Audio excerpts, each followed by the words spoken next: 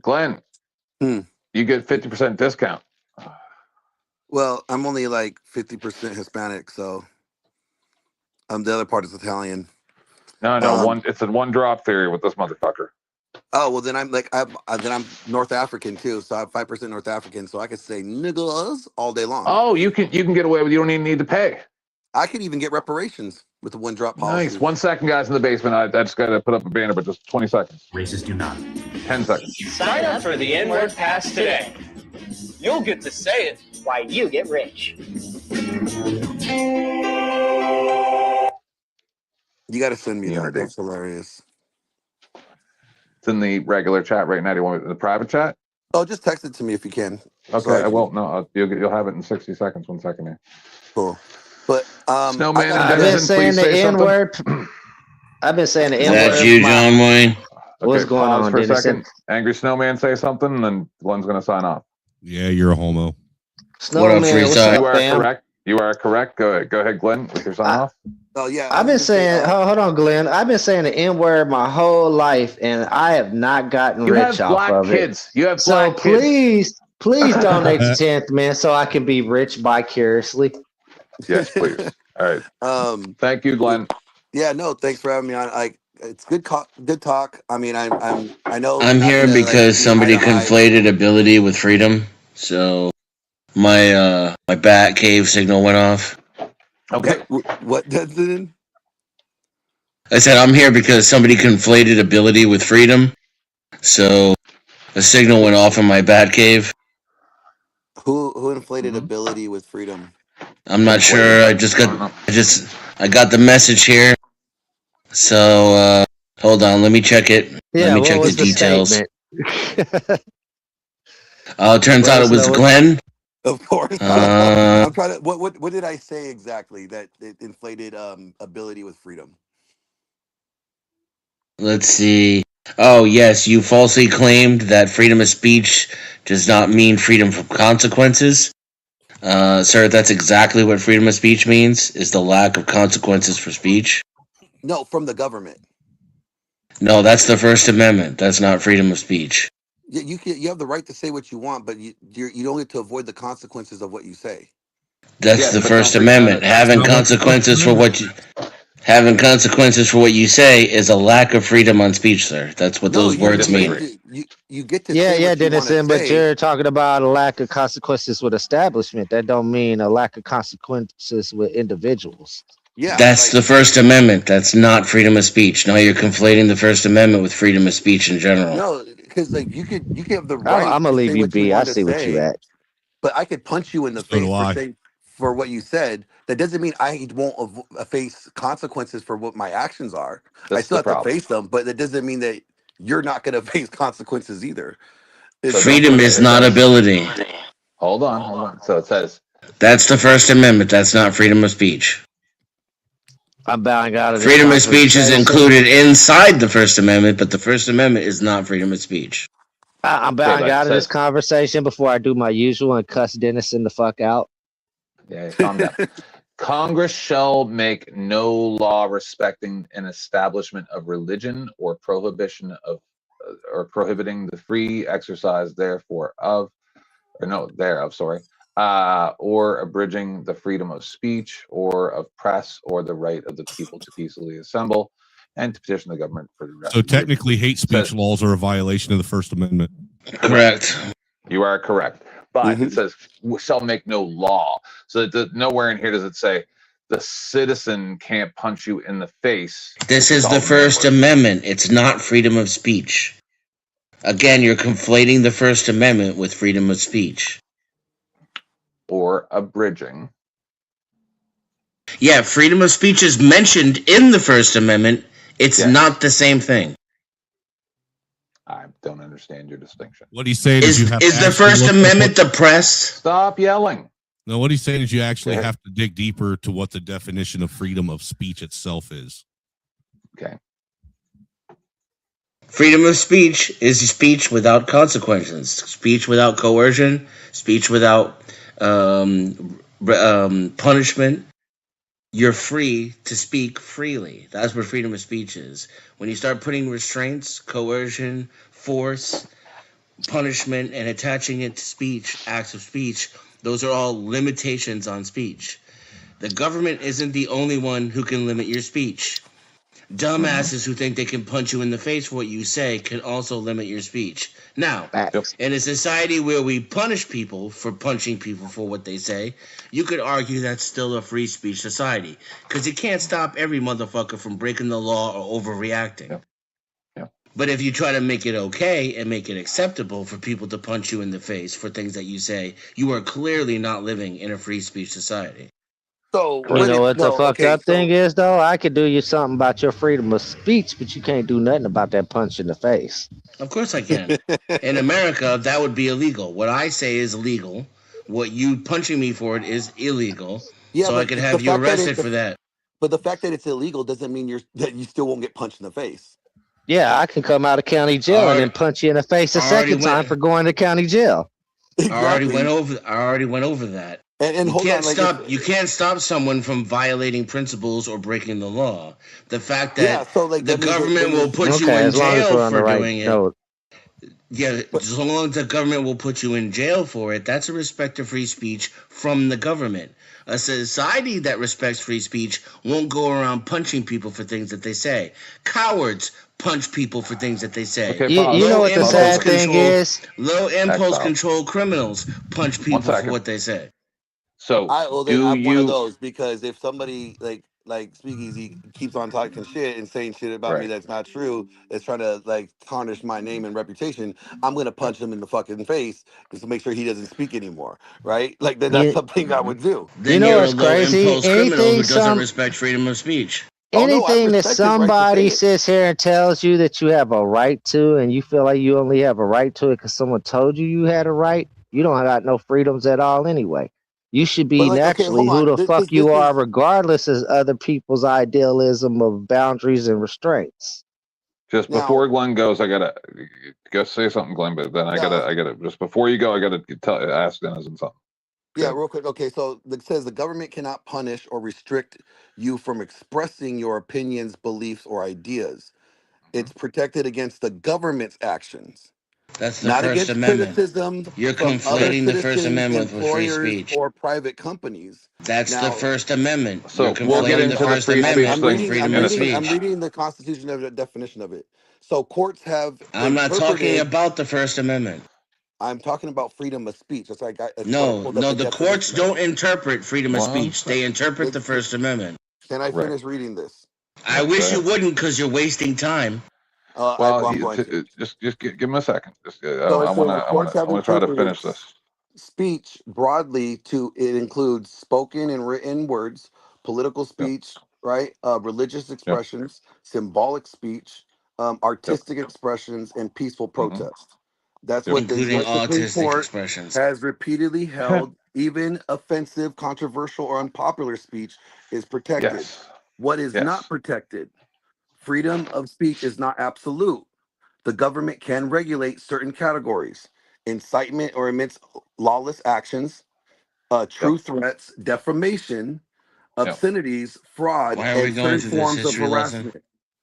Because look, hold on, Glenn. What Denison's getting at is the idea of free speech. The idea of free speech is a fundamental democratic principle that supports the freedom of an individual or community to articulate their opinions and ideas without fear of retaliation, censorship, or legal sanction. That's all it is. Thank you. Pause.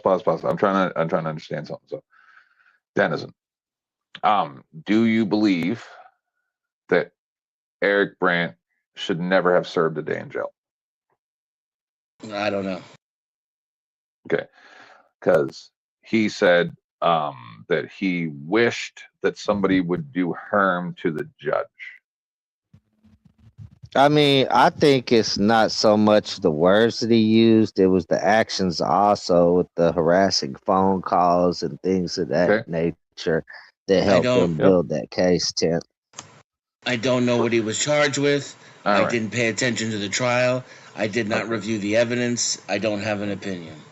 Well, then would you say because if you're saying, hold on, from being an ex-criminal, I could tell you now, if you're sitting there saying you got hopes, wishes, and dreams of something like that, but then you're making threatening, menacing phone calls and shit, that's where you played into their hands. All right, let Glenn finish. Let Glenn finish. Then we should not have defamation laws. Then you should not be able to sue somebody for defamation if they have free speech. Then, right? I kind of agree with that. Yeah. Because if they have the right, if their speech is protected, well, let Denizen qualify what he's saying. No, because any limitations on freedom of speech don't mean there's no freedom of speech whatsoever. Okay. I'm saying that if you have the right to say whatever you want to say, it's free speech, then I should not be able to sue you for defamation if your speech is slandering me, right? I'm just going to repeat myself. Having any limitations on free speech whatsoever doesn't mean that you don't have any free speech whatsoever. Yeah, it doesn't mean you're not free to speak. No. So again, like what I said. It just doesn't mean that you're not free to do every other kind of speech except where the limitations are. Well, if you look at the way it's written up, though, you're free to speak. It's just you're limited on certain things that you can say when you speak. That's why I came up here, because free doesn't mean ability. And you keep using it like ability, and that's because you live in America where freedom's a bumper sticker and doesn't mean anything anymore. You're not able to speak. Anybody said you're able to speak everywhere. You're able to speak in North Korea. Do you have freedom of speech in North Korea? That being able and being free to do something. North Korea. Hold on. If I'm running a restaurant, right, and you're the dishwasher, I might give you the freedom to have a free lunch, but shit, that if you go and take the lunch, you can be reprimanded for it. It's the same thing with speech. That's why freedom is not ability. Speak and give your ideals and thoughts, but you better be limited on that, because what you cross up with that, now you're following legal ramifications. That's the antithesis of freedom. It always shocks me how people on these panels like to revel in the nuance. What I'm trying to understand is, because nuance is life. Give me an example where a limitation of free speech is acceptable. I can't say the N word, but Exile can. Give me an example. I'm an absolutist. I don't believe in any limitations, including the ones that I think are that I wouldn't fight against. Like, for example, the Supreme Court's eminent and insightful.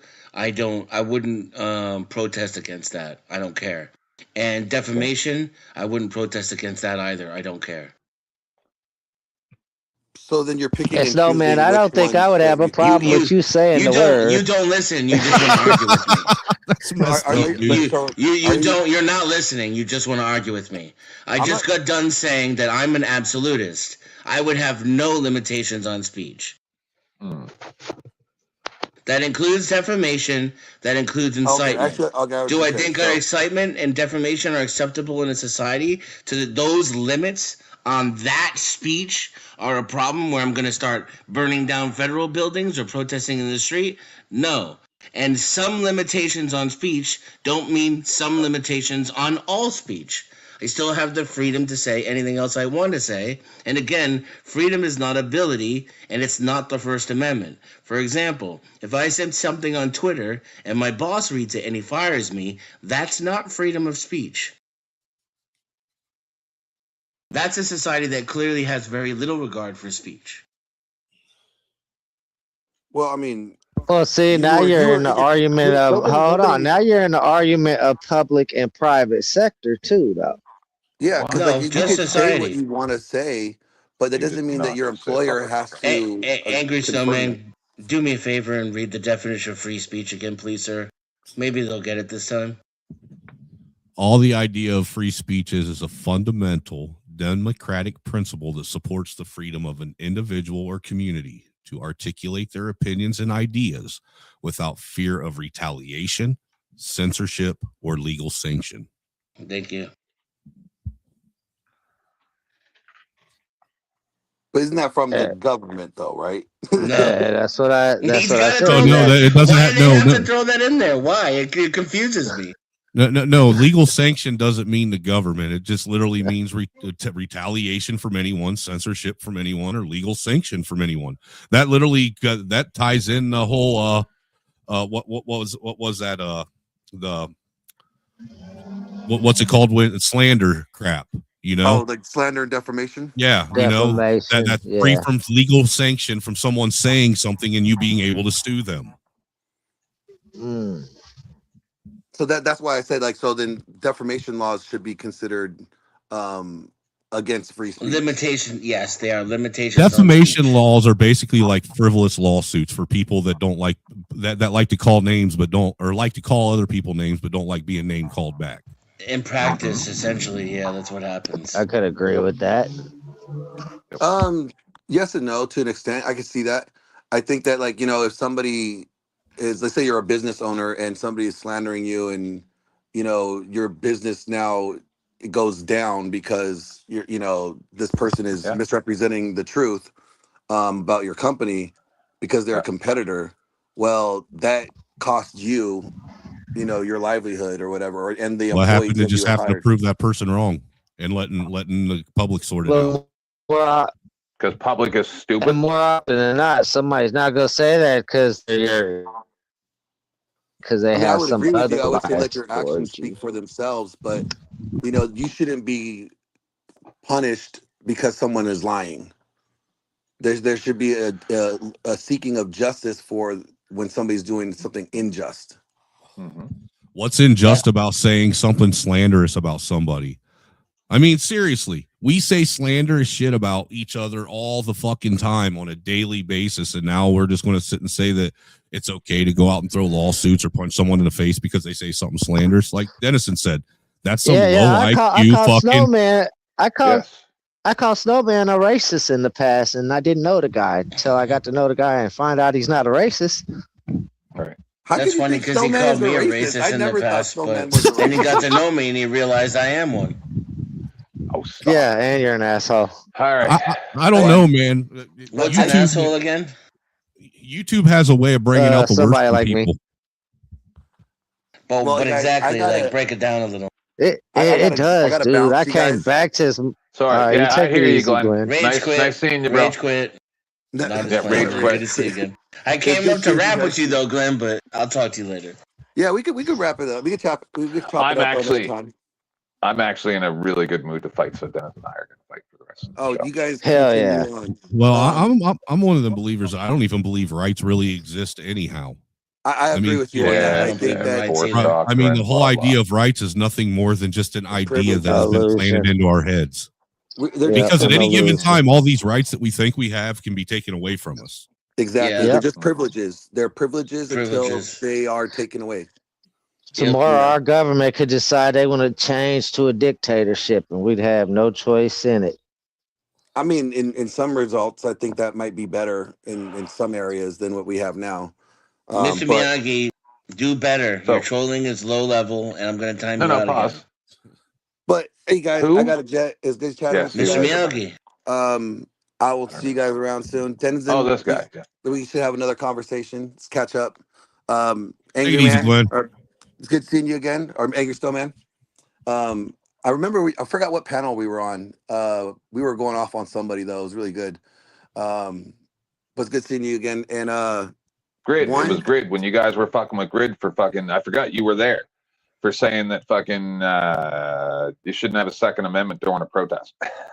Exile one. I met you one time when you first started coming around. Yeah. I thought he was talking to Denizen. Yep.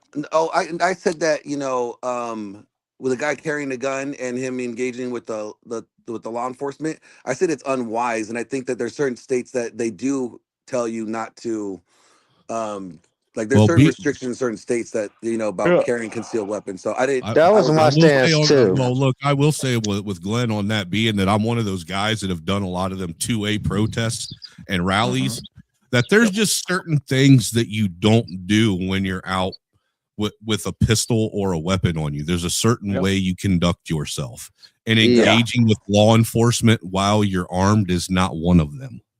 Yeah, that just puts you in a very bad position, and the outcome's never really good. That's the one time you don't want to use them freedom of speeches and yell and shout. You want to be calm, demeanored.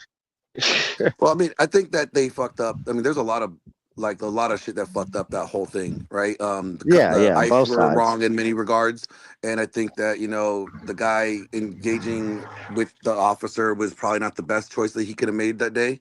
Well, look, you can also say, Glenn, though, but that's the first time ever in my life I've ever seen an officer shoot a person in a pile of officers.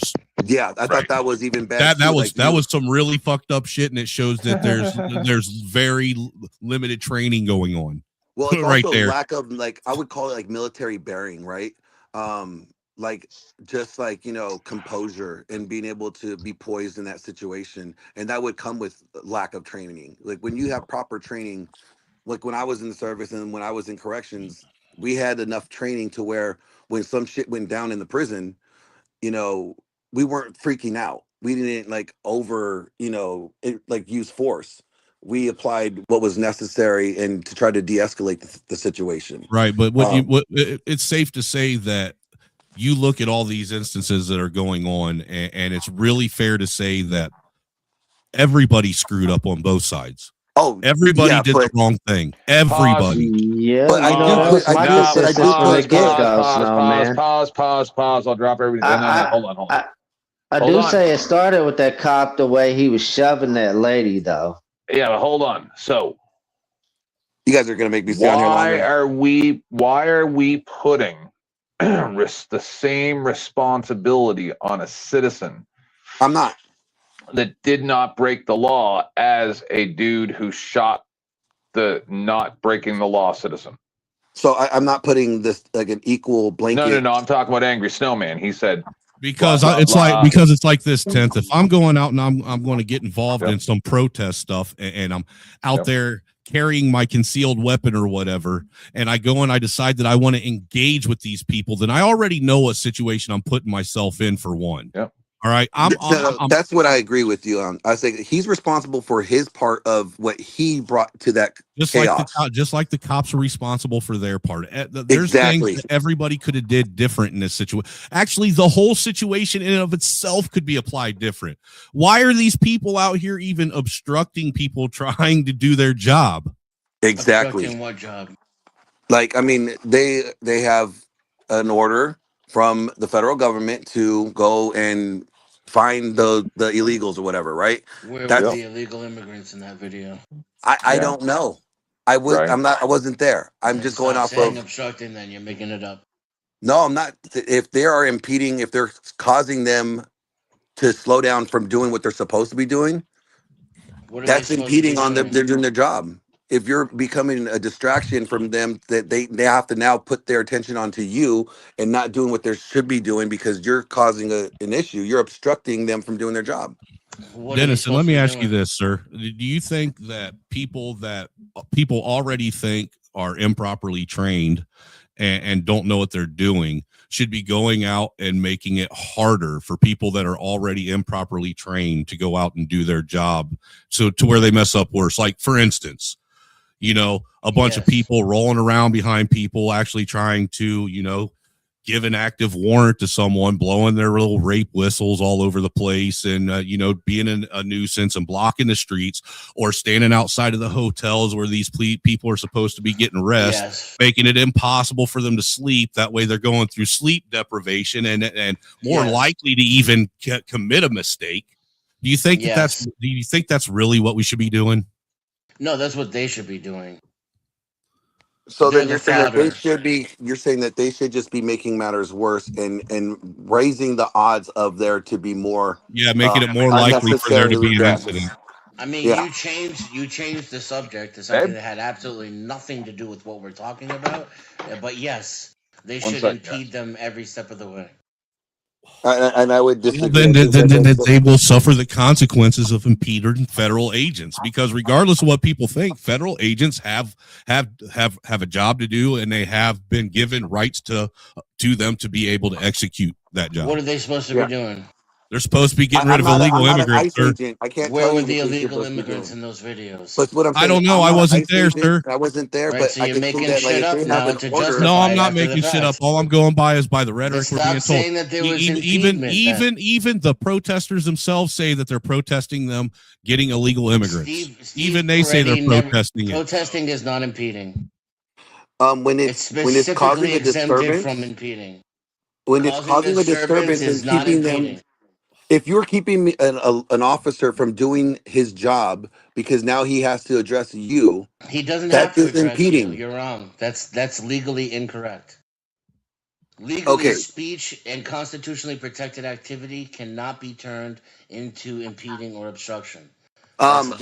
Protesting, you can't just protest. You have to get like permission, and you have to report it, and the city has to approve it. That's a lot of steps that gotta go there. Need permission to protest. That's silliness. I mean, you're talking like a in LA, 1940s fascist dictator right now. I'm just telling you what I know is on the law here in LA. That is not the law in LA. You're making shit up again. No, I'm not. This is my point about this argument. In order to justify Purdy's death, you got to make up a lot of shit. I'm not making up anything. I know that if I decided to go protest somewhere in LA, if I didn't get a permit, I could get a ticket and I could make up a bunch of illegals that didn't exist. Again, whenever I have this conversation, nobody can justify what the piggies did just on what they did. You got to make up a bunch of shit that didn't happen. I'm not. What did I make up about anything? I didn't justify anything. I mean, you might have heard me if you didn't start talking over me while I was explaining it. You made up a bunch of laws that don't exist. You made up some obstruction that didn't happen. You made up some illegals that weren't in the video. Is somebody underwater? No, it's Nicolette. Is my mic not working good? No, you're good. This guy. He's the illegal immigrant. I personally think these people are going out and doing this stuff intentionally trying to get killed so they can be martyred and start whatever movement they're trying to do. That's what I think. You know what? You go out and you get yourself involved in stuff that's already at a fever pitch and at high risk, then you risk the chance of losing your life. It's that simple. I mean, come on, Dennison. You don't go out involved in this kind of stuff and think that there isn't a possibility of something to happen. Snowman, if you and I've even been involved in this type of stuff, and even I knew that there was a possibility I could go to jail or be killed. Come on, dude. Respond with some rationality.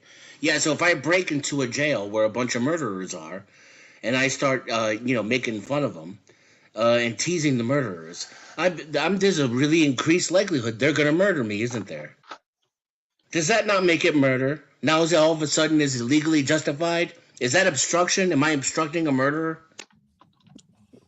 Well, you can't obstruct like prisoners from anything because they're in prison. And you can't obstruct a federal agent from beating the shit out of a lady in the street. Congratulations. Well, he wasn't beating the shit out of a lady in the street. Now you're making shit up. Pushing somebody and beating someone up are two different things. Two different things. But they did both.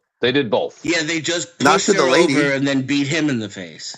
Yeah, but then with a canister. They pushed her and then he got struck. Repeatedly. Yeah, so which part of that is apprehending an illegal immigrant?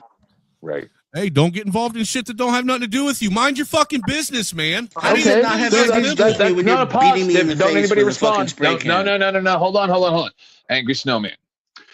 Though I do understand. I mean, it's really that simple. If you want to mitigate the possibility of bad things happening to you, then don't go and engage in things and in activities that are going to potentially cause bad things to happen to you.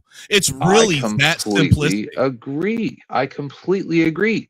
So then, in a book I wrote for fun, if I had any type of authority or power, and let's say I was the BLM lady, right? Just like a friend of mine, Gary Snowflake, said before he passed away on my January 6th show, is this isn't real. Otherwise, they would be showing up at people's houses. So we can take your sentiment and say, yes, I agree 1,000%. And I will say the exact same thing when these people start showing up at these people's houses. Exact same thing. Don't put yourself in a situation where people are going to show up to your house and fuck you up. Because if you want to pull I have all the authority and power, okay, let's do it. Make me feel like I'm in danger. Make me feel like I have no way out of this, and you're just going to use your authority and power and your F-16s. All right. Let's play that game.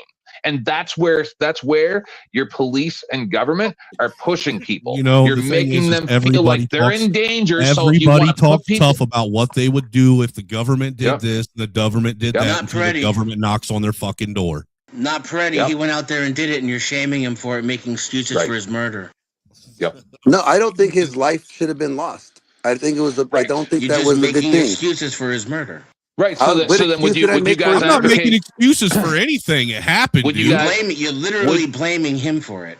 I'm blaming his actions. He's equally at fault for engaging. 1 second. How are you going to take which he's legally entitled to do? Dennison, how can you take a man's own accountability away from engaging? So now you're trying to remove accountability for behavior? And yell at assholes for being assholes and doing illegal shit, which he's legally entitled to do. He shouldn't criticize his government's actions, which he's legally entitled to do. He shouldn't help that woman up off the ground, which every right he should have done, and by every moral fiber of a man he should have done. He shouldn't have done any of the morally righteous and legally justified things that he did, because all of those things led to him getting illegally murdered by his government. Please check yourself. So I just want to ask Snowman and Glenn, would you guys advocate for either the guy who took his gun and slinked away like a cartoon character, that guy who didn't say, hey, I have his gun, nothing like that, instead he slinked away for some strange reason, either him or the guy who on a live Preddy to get the death penalty? Pardon me? What was that? What you talking about? I literally don't even know what you're talking about, dude. I don't. Okay, so before Preddy was shot, the dude with the tan jacket took his gun and ran away. You're aware of this, right? Took whose gun and ran away? Preddy's gun. I never saw no cop take a gun and run away. Oh, I saw a cop. Gracious. I saw a cop take a gun and a gun. The one when they removed it behind his back, right? Yep. And then he ran away, crouched down, slinking like a cartoon character, and then they shot him while he was unarmed. He had already been disarmed while he was being smashed in the face by a mace canister or whatever it is. Well, the thing is it's real easy for all of us to sit here and analyze this when we can sit and pick it apart frame by frame, second by second. So answer my question then. Instead of saying all these words, please. Instead of saying all these words. People, look, I'm going to say it just like this. If I went out and did some dumb shit like that and got killed, I wouldn't be mad. Seriously. Okay, so would you advocate I'm the one that actively put myself in that position, so I have to take responsibility for what I did. You're scared of the question. Okay, what is great. The question? Pause. No, guys. What is the question? I'm trying to get the question so I can answer you. The question is, would either one of you advocate for the death penalty for either of the two cops that were either the guy who took his gun and didn't, even try to say, hey, I have his gun, he's been disarmed, or the guy who shot him? Would you advocate for either one of those two people to get the death penalty? So I think the death penalty requires like malicious intent, right? Like you are trying to that's a capital offense. Don't anybody interrupt. Go ahead. I don't necessarily think like negligence is a capital offense. Okay. And I don't think the death penalty will be warranted if they did charge him for something. Now, okay, so then how come pause. How come he's dead then? How come they get the legal system? How come they get the legal system to protect them, but he's dead? Tell me why. Tell me why they get protected while he does not. You're telling me, oh, well, this isn't justified, blah, blah, blah, blah. Was it justified for them to murder him? No, it was not. But you're going to make excuses because you love Massa. Massa's guards fucking give you the security that you need so that you're okay with them killing people on the streets. And I love you guys. I'm not trying to be First off, I never had a chance to answer, and I'm just going to say it like this. Right. I personally don't give a fuck if a jury finds them guilty and sentences them to death. I don't give a fuck. I don't care. I really don't. Okay. Because at the end of the day, all this shit, all it is a fucking distraction. It don't affect my daily life. All it is something for people to sit and pick apart and argue about on YouTube. Okay. So we were gonna watch him get smashed in the face, I think. No, okay. I gotta get going real quick, but I'll say this. You have a good day. I just want to. Well, let me just sorry. I would say that, you know, just because I would say that the intent was not there to warrant a capital murder, like, you know, charge. I'm not saying that I would be opposed for them to be charged for, like, you know, manslaughter or still like a life sentence if that was the case, if that's what the findings came out with. I'm fine with that. But you asked, why did he die? Like, what justified him being shot? Yep. All right. That's a compound issue, right? Nope. It is a compound issue. No, black and white. Watch. This guy takes his gun. That looked like He reaches down in, takes the guy's gun. Freddie is a U.S. citizen with runs away. I don't know if they're going to show that part, but and then he slinks away. Of course, they're going to try to edit that out. He slinks away like a cartoon character, doesn't tell anybody that he has Freddie's gun, and then Buddy shoots him. And that this looks like an orchestrated murder.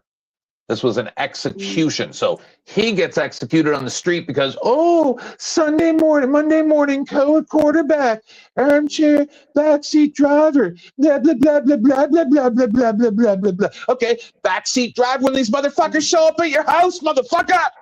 You people seem to think this is a game.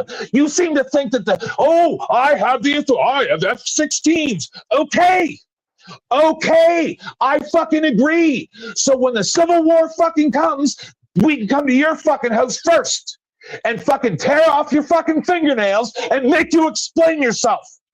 I'm sorry.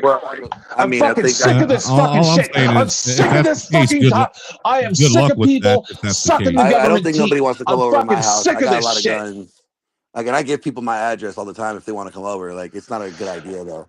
You motherfuckers is so lucky I don't live in America. Because I ain't saying I'm going to fight you, but I will come and we'll have this conversation face to fucking face. And I'll do it for fucking weeks or months or years till you get it through your fucking head.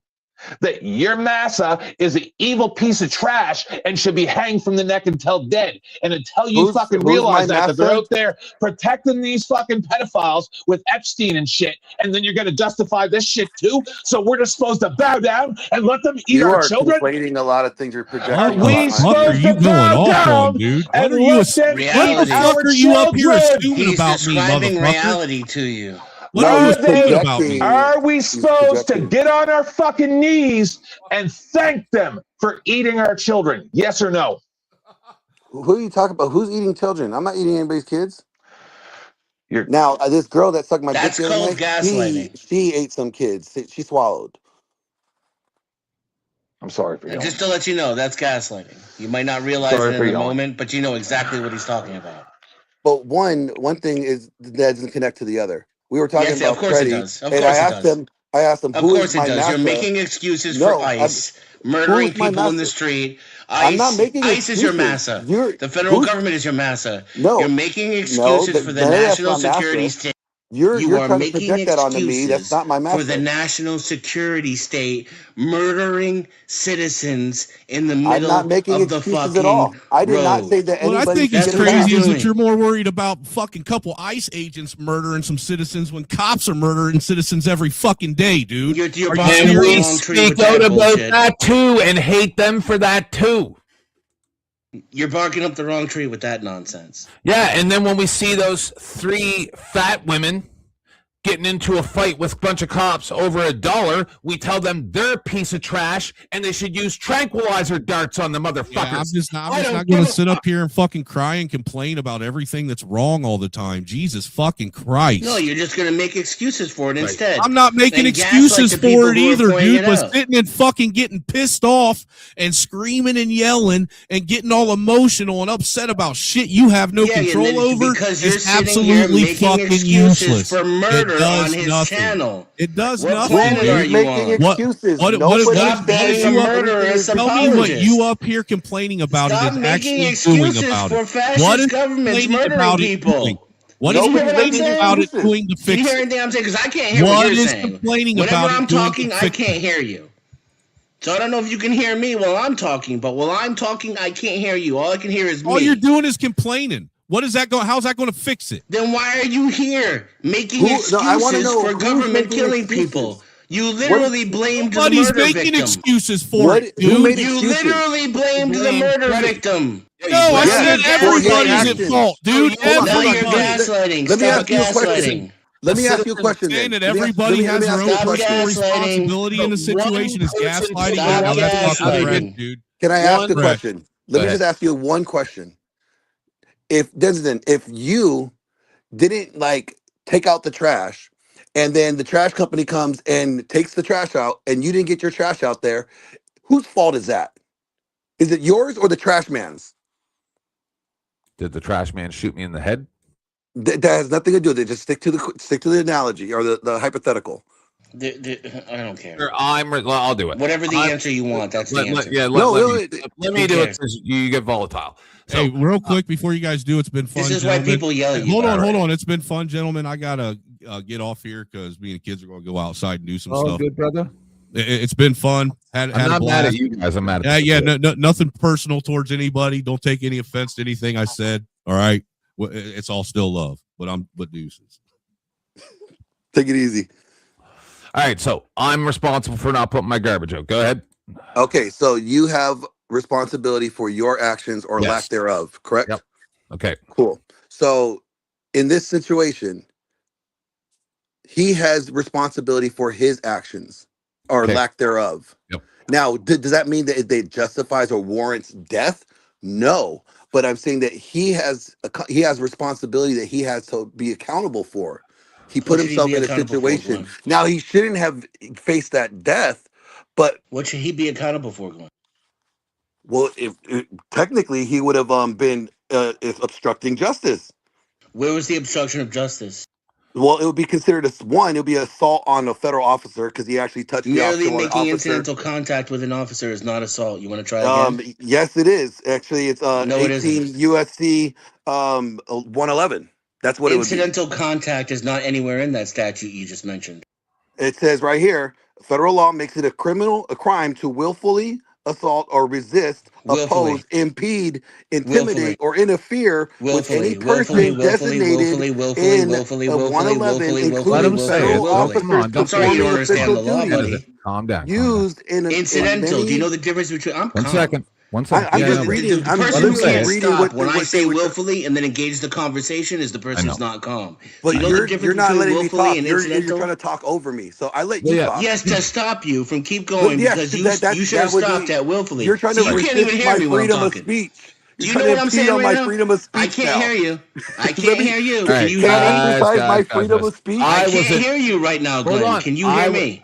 Dennison, I was engaging with Glenn so that this didn't happen, right? Because Glenn. No, this is what needs to happen. He needs to stop at willfully.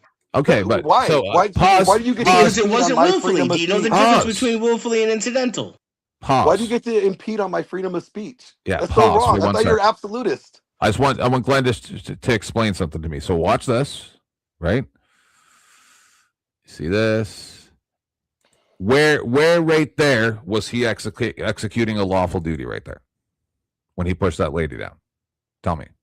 Is this an execution of a lawful duty? She's on the side of the street. She's no threat to anybody. He is attacking her right now, right? So what lawful duty is this ICE agent or border service, whatever he is, executing right now? I can't say that he's executing a lawful duty. I can't say that. Right. So here's the reason why. One, I do not know what the rules of engagement that they were operating under. Irrelevant. I don't know what they were. I don't have the rules of engagement in rules front of of me. Engagement don't trump the law. Right. So all that stuff is the outro of my show. When they come pounding on your door in the dead of night, wrote you down, name down on a piece of paper, says you have coronavirus or whatever they wrote down your name on a piece of paper for. There ain't going to be nobody to call because business hours 8:30, 4:30. You can go fuck yourself because the law doesn't matter, right? I'm not saying what he did was right. I'm saying that's wrong. I'm saying I don't know what the rules of engagement were. Right now, he's breaking the law.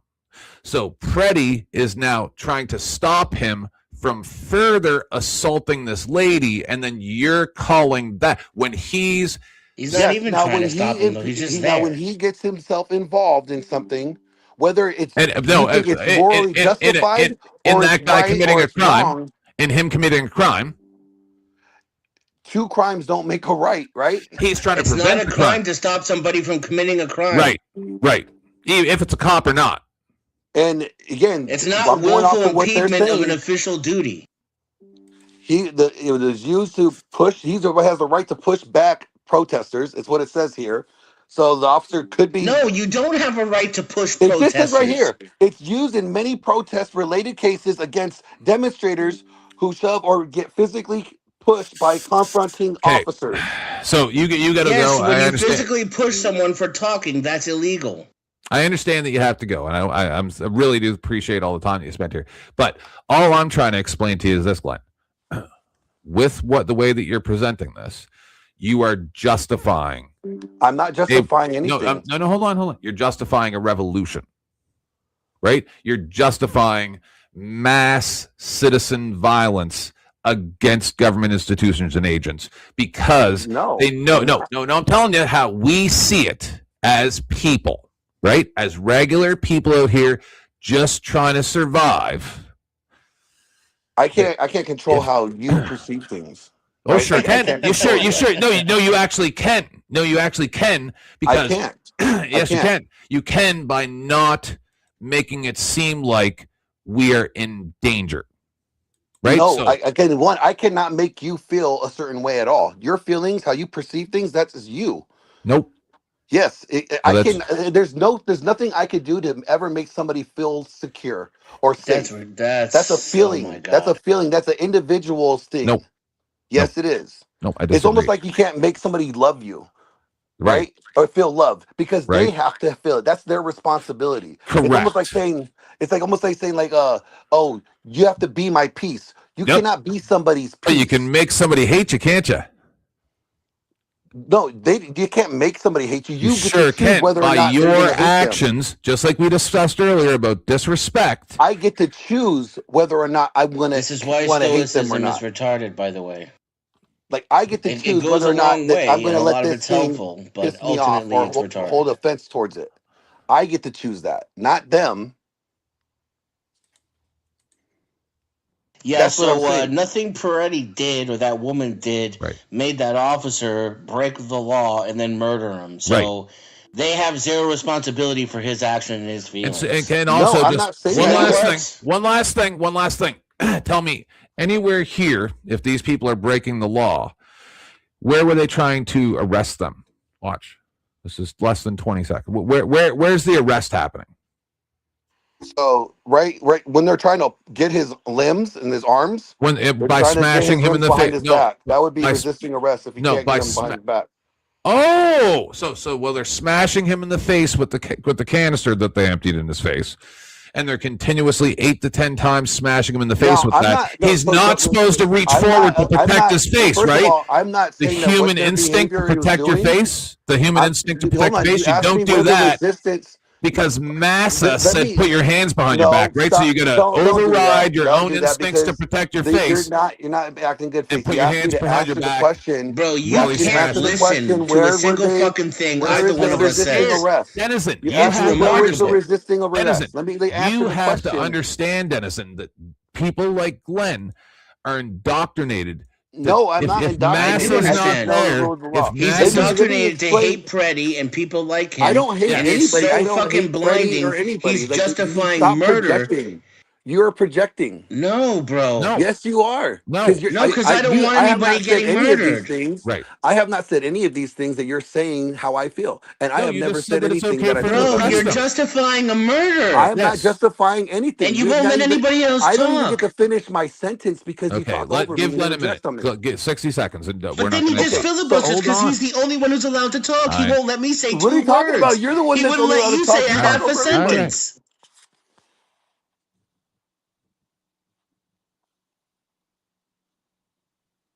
Go ahead.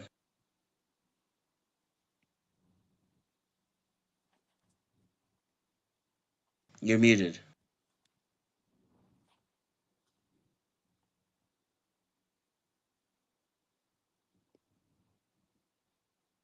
Can you do I get to talk now?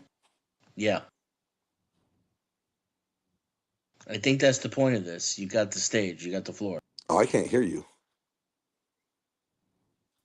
Yes, he's talking. So, you got your I problem. apologize then if it was his iPhone the whole time. I think it was. It was. I think it was, Denizen. It's been real bad for him this whole time. That is fucking hilarious. My bad, Glenn. The whole 5 or 6 hours. Every single time I said a word, you started railroading. He can't hear you. Yeah, Denizen's saying that he's talking and you can't hear him, and he thought you were talking over him, but you actually can't hear him. Yeah, that's what was going on, Glenn. My bad, buddy. I take it back. Yeah. Now he's dropped out and came back about 40 times during this since he's been here. Yeah, but speaking of taking the trash out, I have to do that real quick. I'll be back. All right. Yeah. I can't hear you guys. He's dropped out and came back. Can't hear any of us. Yeah. I appreciate Glenn. Denizen will be back in. Hey, Exiled, how's it going, buddy? Thought you were leaving. Did you fall asleep? Okay, I can hear you now. Good. Denizen will be back in a minute. So can I get to give Denizen a minute? Give Denizen a minute. I think somebody's burping now. I think it's you actually, but I can fix that. Burping? I'm not burping. I'll fix it. I'll fix it. Just turn echo cancellation off. No, on mute for a second. Burp. Off. Burp. Back on. Fixed. Good to go. So all I'm saying, Glenn, and I think that's where Denizen is as well. He thought you were talking over him, so he was getting infuriated, but you couldn't hear him. So it's just a mistake. I think they're doing it to us on purpose. Just with the way that you and Snowman are presenting the situation is as if Preddy had no right to try to stop that person from assaulting that lady, right? That's how it sounds. Oh, I'm not saying that he doesn't have a right. Okay. I didn't say that. I'm not saying that he doesn't have a right to, invoke himself into something. Yep. But what I'm saying is that he doesn't have the right to avoid a consequence. Every action has a consequence. Yep. And the some are good, some are bad. And the consequence of people justifying this type of thing is an armed, violent revolution. You understand that, correct? I could see how people come to that conclusion, but I would also say that that's also, you could say that that's also a view that's already a predetermined view that maybe that's what you want anyways. Wrong. Right? I want these I could people say I could look at it from a more of a nuance and not being like emotionally attached to any of it. Nope. And I could say that the police were wrong, the ICE agents were wrong in many regards, and so were the Preddy. He was wrong too. Okay. Like they both could have done things to mitigated that outcome not happening. Let's say that is the case. One guy's dead, the other guys aren't. Should the other guys die too? I mean, like, would that be better? Yes. Because I don't think losing one life is already bad. But losing more life before that, it doesn't bring back that life that is lost. No, but it puts the fear of God into anybody else to ever do any such thing again. What about the fear of God into the person that? What about the other party? You only want to put the fear of God in one group, but not the other group. So I think they did that by killing them. When you said in this hypothetical, when you said you would disagree for the sake of argument that both parties are wrong, right? So that means if both parties are wrong, I want to respond to that. Now he said for the sake of argument, right? He was just agreeing with it.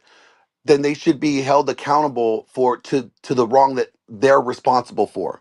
Nothing less or nothing more, right? Now I would say that the majority of the responsibility should rest on the ICE agents, absolutely.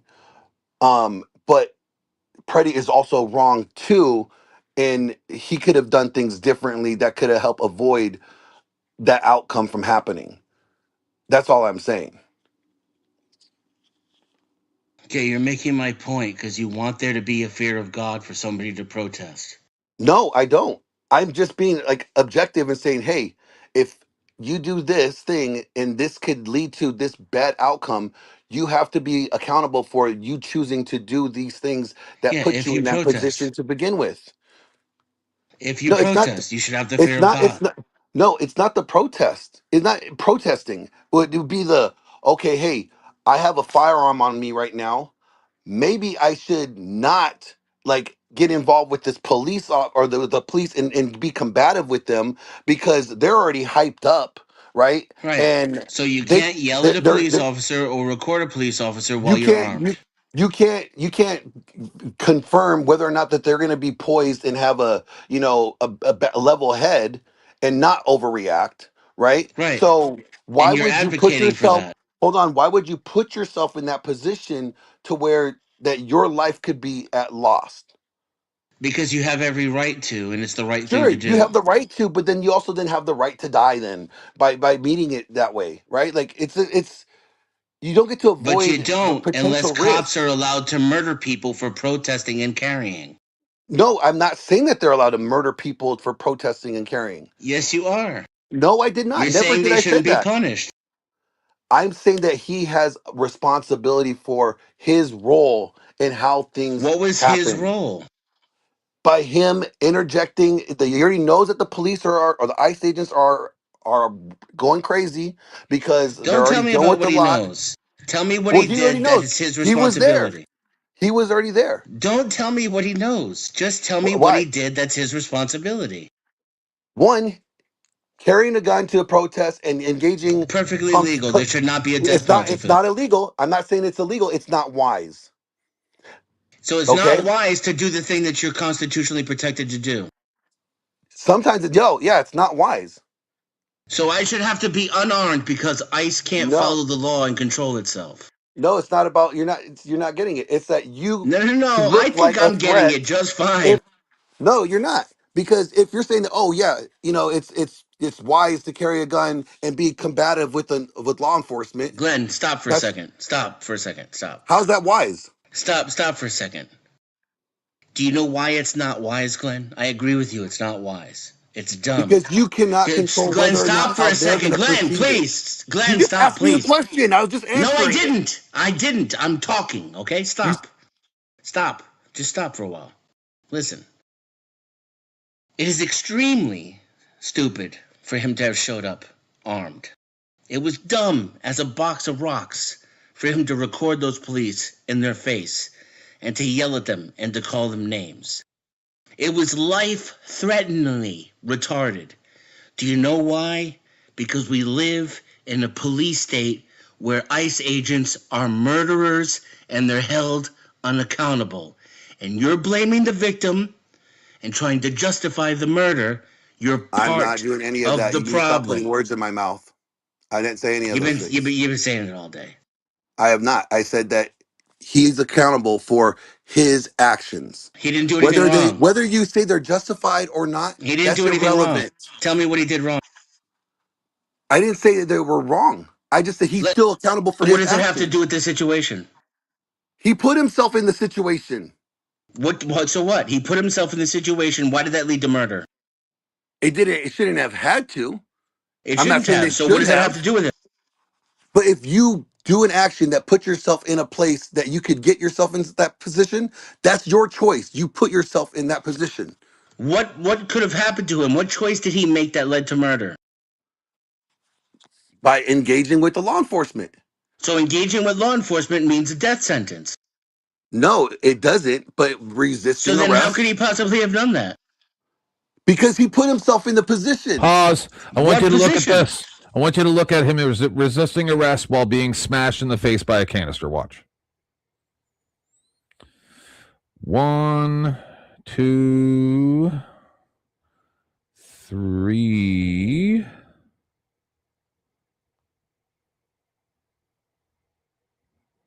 At least 3. I think there's way more than that. This is just a bad vantage point. So while he's getting smashed in the face by that canister, that's when he's resisting arrest? Do you know what the definition of resisting arrest is? That you didn't let him come in your mouth when he told you to suck him off with your gun to your head, and you said, I don't want you to come in my mouth, and he said, no, you have to or else I shoot you, and then Glenn Lawrence comes on my panel and says you should have let him come in your mouth? No, now you're being a smart ass. No, that's resisting. You did just like the lady on the side of the road for 11 minutes where two dudes, so if you're not two going cops to fingered her. Answer the question like honestly, then that's fine. So what was the question? We can't engage I'll in be what reasonable. resisting arrest is then, because we have to have an understanding of what resisting arrest is. It's someone who forcibly assaults, resists, opposes, or abuses, or intimidates a law enforcement official. Not putting your hands in front of your face while you're being smashed in the face by a canister. Well, let's make it clear that Hold on, Lippy. Well, let's make it clear that we understand the authority of ICE is they do not have the authority to arrest American civilians. They specifically have authority to arrest illegal immigrants upon a warrant. No other authority do they have. All federal agents can detain you. Yes, they can. They can detain. They can detain, yes. But that is not detaining. Where was that a detainment? Exactly. That is not. Detainment is being put in custody. No, that is assault. No, it's not. What you just saw there was assault. It was. Well, yes, they were assaulting him because he was resisting. No, they didn't give him any warning. Just because they have to give him notice that he is being detained, just like anybody else. They gave no notice of him being detained. They just assaulted. They never even tried. Real. Yeah, let's get real. I've been trying to find this. If they're telling him, if they're giving him commands and they're saying, put your hands behind your back, and you're not putting your hands behind your back and you're fighting it. That's no, they didn't do that. They pushed him. They started pushing him and immediately. You don't know what they're saying because we don't have the audio. I don't give a fuck what they said. We do have then how do you know that they're not giving him commands? I don't give a fuck. They're Nazis. Watch this. So now you don't give a fuck if they were giving him commands or not. Then how are you sitting there saying that they gave him commands? If you don't know, then how are you sitting there saying they gave him commands? Commands don't make it legal either. Sorry. If your officer is giving you commands and you are resisting those commands, that would be resisting arrest. That's not true. They can give unlawful commands, and that would be the situation. How do you know that they're unlawful? Because they had no reason to arrest him for a constitutionally protected activity. Right. They have a right to detain you, and they don't have to give you a reason to detain you. They have to have a reason. They have to have a reason. Come on, yeah, they can say that. They can say that he is being hostile. There's a bunch of protesters here, and right there, that would be a reason. Hostile. Yeah, that's based off of their perception. I just didn't see the hostility when he put his hand in front of the cops, so he didn't continue to assault the lady. But now we're going to watch about their warrants. Check this. Thanks, Mr. Chairman. Thank you all for being here today and answering our questions. I don't want to talk about new laws. I want to talk about a very old one, the Constitution of the United States, specifically the Fourth Amendment. This picture is of ICE agents forcing their way into the Minneapolis home. You people are advocating for a lawless militia running through the streets, killing people. That's what you're doing. No, I'm not advocating for that. Stop putting words in my mouth. You are. Every time you make an excuse, words don't matter. Every time I didn't. No, don't say what I'm advocating. When you say they're resisting, I'm advocating for something. When you say this is reality. When you say that they're resisting, that is advocating for the murder of Pretty. No, I'm not. That's not it. That's a very horrible misrepresentation. And he's not resisting anywhere in any of the videos. You're making it up and pulling it out of your ass.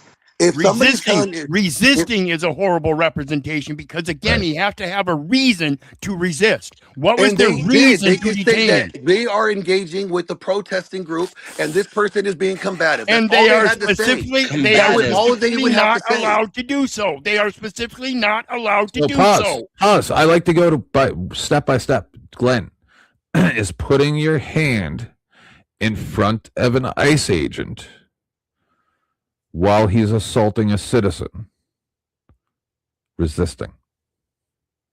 No, that would be like impeding or interfering with. Was he engaging in like their lawful? Operation. Was it calling lawful? And he's not. He was involved in an illegal act. You said you couldn't tell me that him pushing her onto the snow was part of their lawful duties. That's what you said. Of course, it's not. It's not listed or enumerated anywhere in their lawful duties. When I'm saying that lawful duties would be like they're on the clock, they're at work, and they're supposed to be doing something, whether it's crowd control. I don't know what everything they do while they're on the clock is legal. Yes. No, that's not what I'm saying. Why are you misrepresenting the things that I'm saying? That's what it sounds like. Every single time I say something and then you misrepresent it, and you don't just take it for what I say. It's because of the dumb reasons that are coming out of your face. No, it's not a dumb reason. It's not a dumb reason. Listen, what's the point of having any laws then? Because if you guys want to be arbiters of like, okay, we don't like this, so this is now bad. What's the whole point of laws? What is lawful has nothing to do with what time it is or whether you clocked in or not. You're talking shit. What is lawful is if you are if you're an agent and you are there working and you're there on Before we watch the video, do me a favor, please. Pause. I just want to know. So, as far as some of us are concerned, the Preddy thing was a murder. Some people say it wasn't. So, I just wonder, with this, do you also think that the Fourth Amendment does not apply? Watch.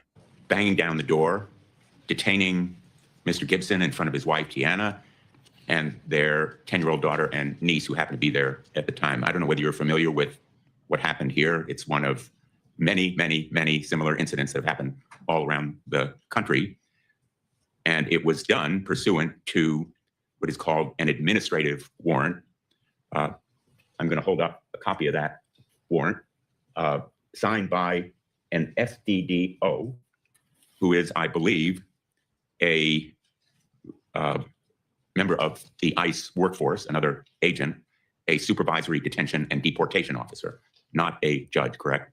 Bingo. Correct, Senator.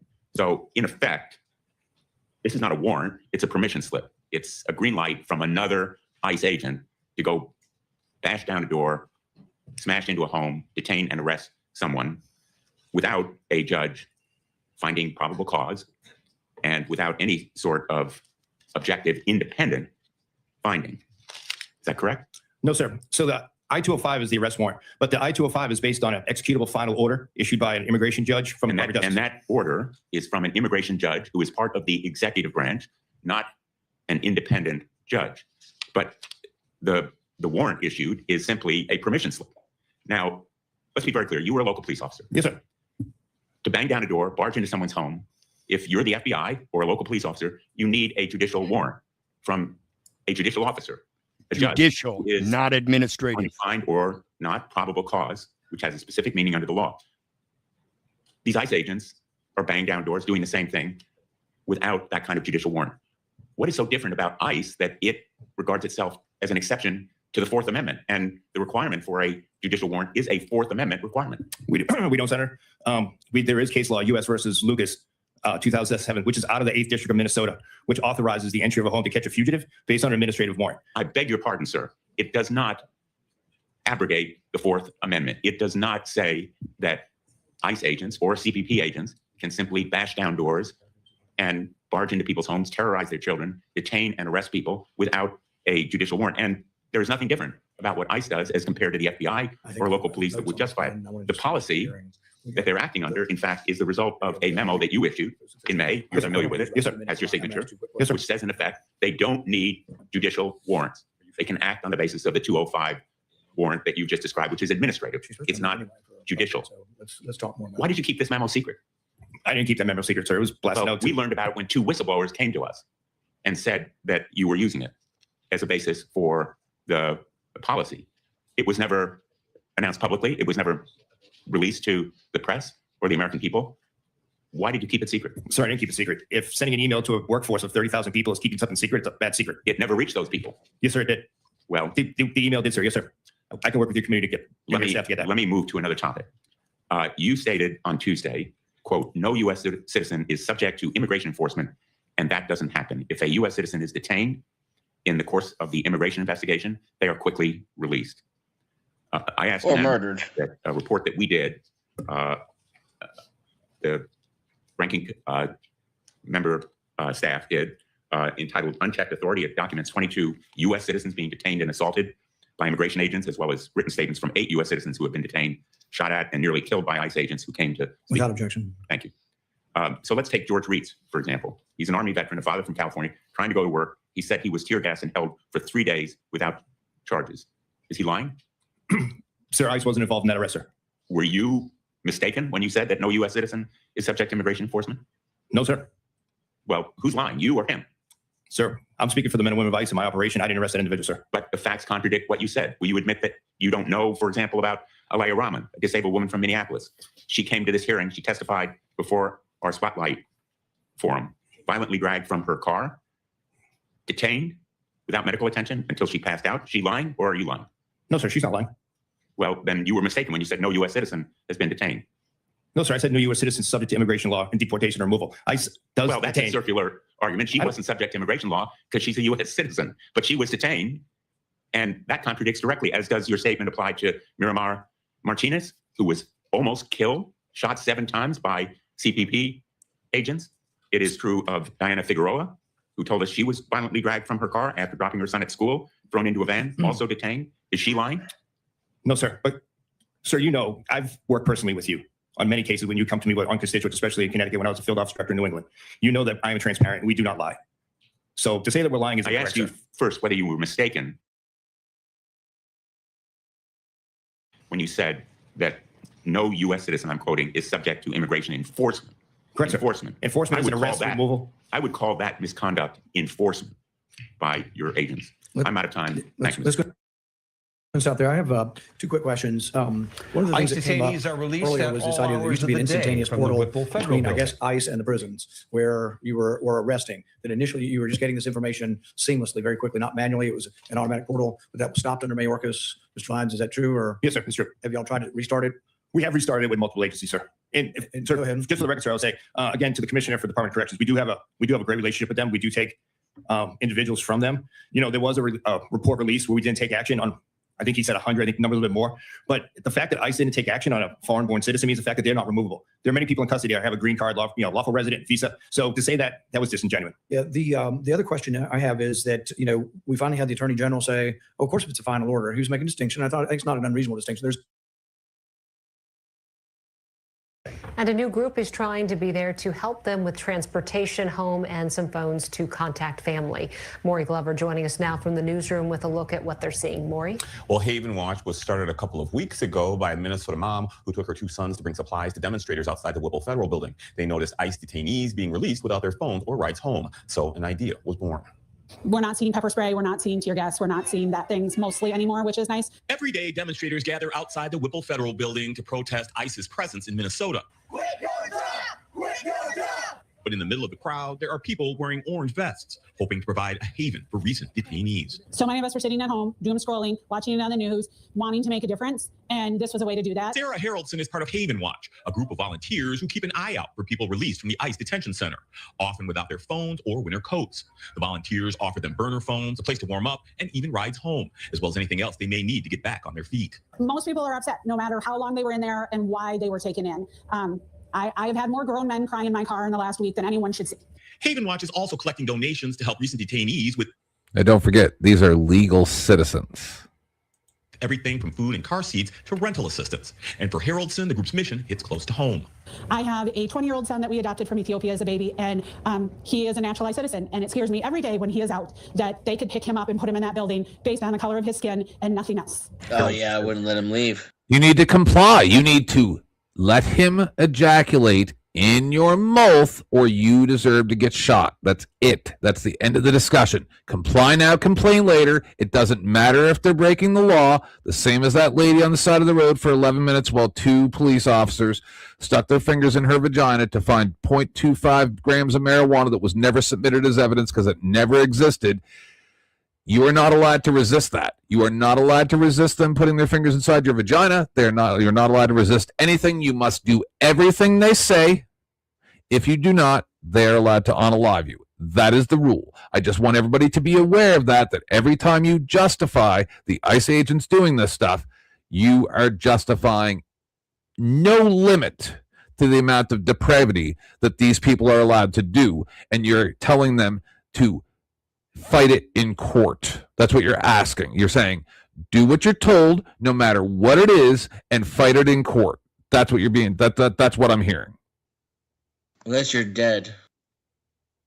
All the chaos and confusion caused by Operation Metro Surge can seem overwhelming. If everyone does just a little bit, they can make a big difference. We want people to know as they come out of that building that we love them, and they are our friends, they are our neighbors, they are our family, and people love them and want to support them. Now, Haraldson says Haven Watch, which was originally called Safe Havens, needs more volunteer drivers. If you'd like to help, we'll add a link to our story. In the newsroom, Maury Glover, Fox 9. All right, thanks, Maury. Yeah, so to address chat. Equal, right? To address chat. No, Glenn is not any of those things. He's explaining to us the way things are, not the way they should be. I want to clear up something because I feel like I know Glenn.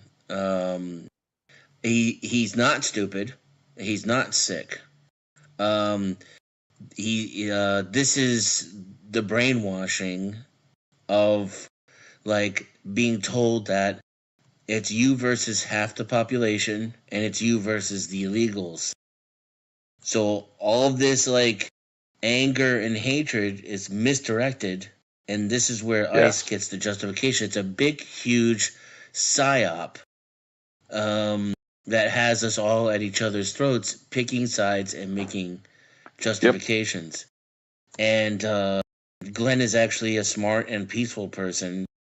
I mean, at least he tries to be peaceful and advocate for peace, usually, in my experience. It's someone from my audience wants me to ask Glenn, though, does might make right? Higher standard. Glenn may have dropped. No, I'm here. I'm sorry, I was on the call. What was the question for me? Does might make right? No. What is right makes right. Just because you have the power to do something and impose your will onto someone else doesn't necessarily make you right. It just makes you the one that has more power, right? Okay. So let's go with what the video we just watched. Do you believe that that those warrants, that's one ICE and a ICE judge, which is not a judicial judge, issuing these warrants to enter people's property? That wasn't even an ICE judge. Well, that's what the guy said, that it's an ICE judge. No, the judge that's involved in this process at all is an immigration judge, and the immigration judge isn't issuing the arrest warrant. The immigration judge determines the person is not here legally. Then your boss, when you're a federal agent, your supervisor, who's not any kind of judge at all, signs the warrant. The warrant in quotation marks. So it's basically like my lieutenant. If I'm a cop, my lieutenant gives me the right to do what he wants me to do. Yep. So I'm just asking, Glenn, do you believe that those warrants are legitimate? So I looked that up. I understand that the ones that were in question were not they were not signed by a federal judge. So those would not be legal or authorized warrants, right? So that would be wrong. That would be a crime. That would be something that. But they're doing it. So it's a criminal organization, right? No, that doesn't make it a criminal organization. That just means somebody's operating outside of the law. It's like saying if one people are doing bad things, that means the whole thing is bad. That's not true. That's making the whole thing a monolith, and I think you know better than that. No, because Antifa was deemed a T-word organization automatically. So if they are what was deemed a what organization? I think I lost you. Test. Hello. Test. Yeah, sorry, I lost you. I said so. If Antifa was deemed a T-word organization, then ICE is as well. They would have to meet the same standards and that constitute. And who gets to decide that? The same people that are doing it? No, the lawmakers. Okay, but the lawmakers said that you can't. The lawmakers do are not the anything same about people that are doing ICE. The lawmakers are not ICE. The lawmakers state, and I can show you the video, but it's 40-something minutes, so it's too long. But they explain Bivens or whatever the hell that is, and all the different Supreme Court cases, all the precedent. It says ICE is 100% immune. You can't even file a Section 1983 under Bivens or whatever it is. So I want to understand how they're not a criminal organization when they're immune from the law. Well, one, they're not immune from the law. That's not right. Are. No, they're not. That's 100%. That's not true. I'm reading it right now, 10th man. I'm literally reading it. It says right here that a federal agent can use reasonable force in the course of a lawful enforcement action. However, an unjustified physical shove of a peaceful observer or a bystander could be considered excessive force or unlawful conduct and can be prosecuted. So no, they're not immune. Can be That's for a prosecuted. federal agent? Yes, that's what I just read. Yeah, they can be prosecuted. They can be prosecuted if somebody. So listen. If they get charges brought up on them, they can be prosecuted. Yes, if they get charges. Can a citizen press charges against a federal officer? Yeah, you can make a complaint. No. Yes, you can. No, you can't. You can make a complaint to the state police or the local authorities, and the local authorities will then move it up to chain of command. Have no jurisdiction whatsoever. Yes, they do. They don't. It's federal. The only recourse a citizen has against a federal officer is through a Bivens Act, and it's been made moot and worthless. The Supreme Court has challenged the Congress to pass federal laws protecting your civil rights because Bivens is so useless.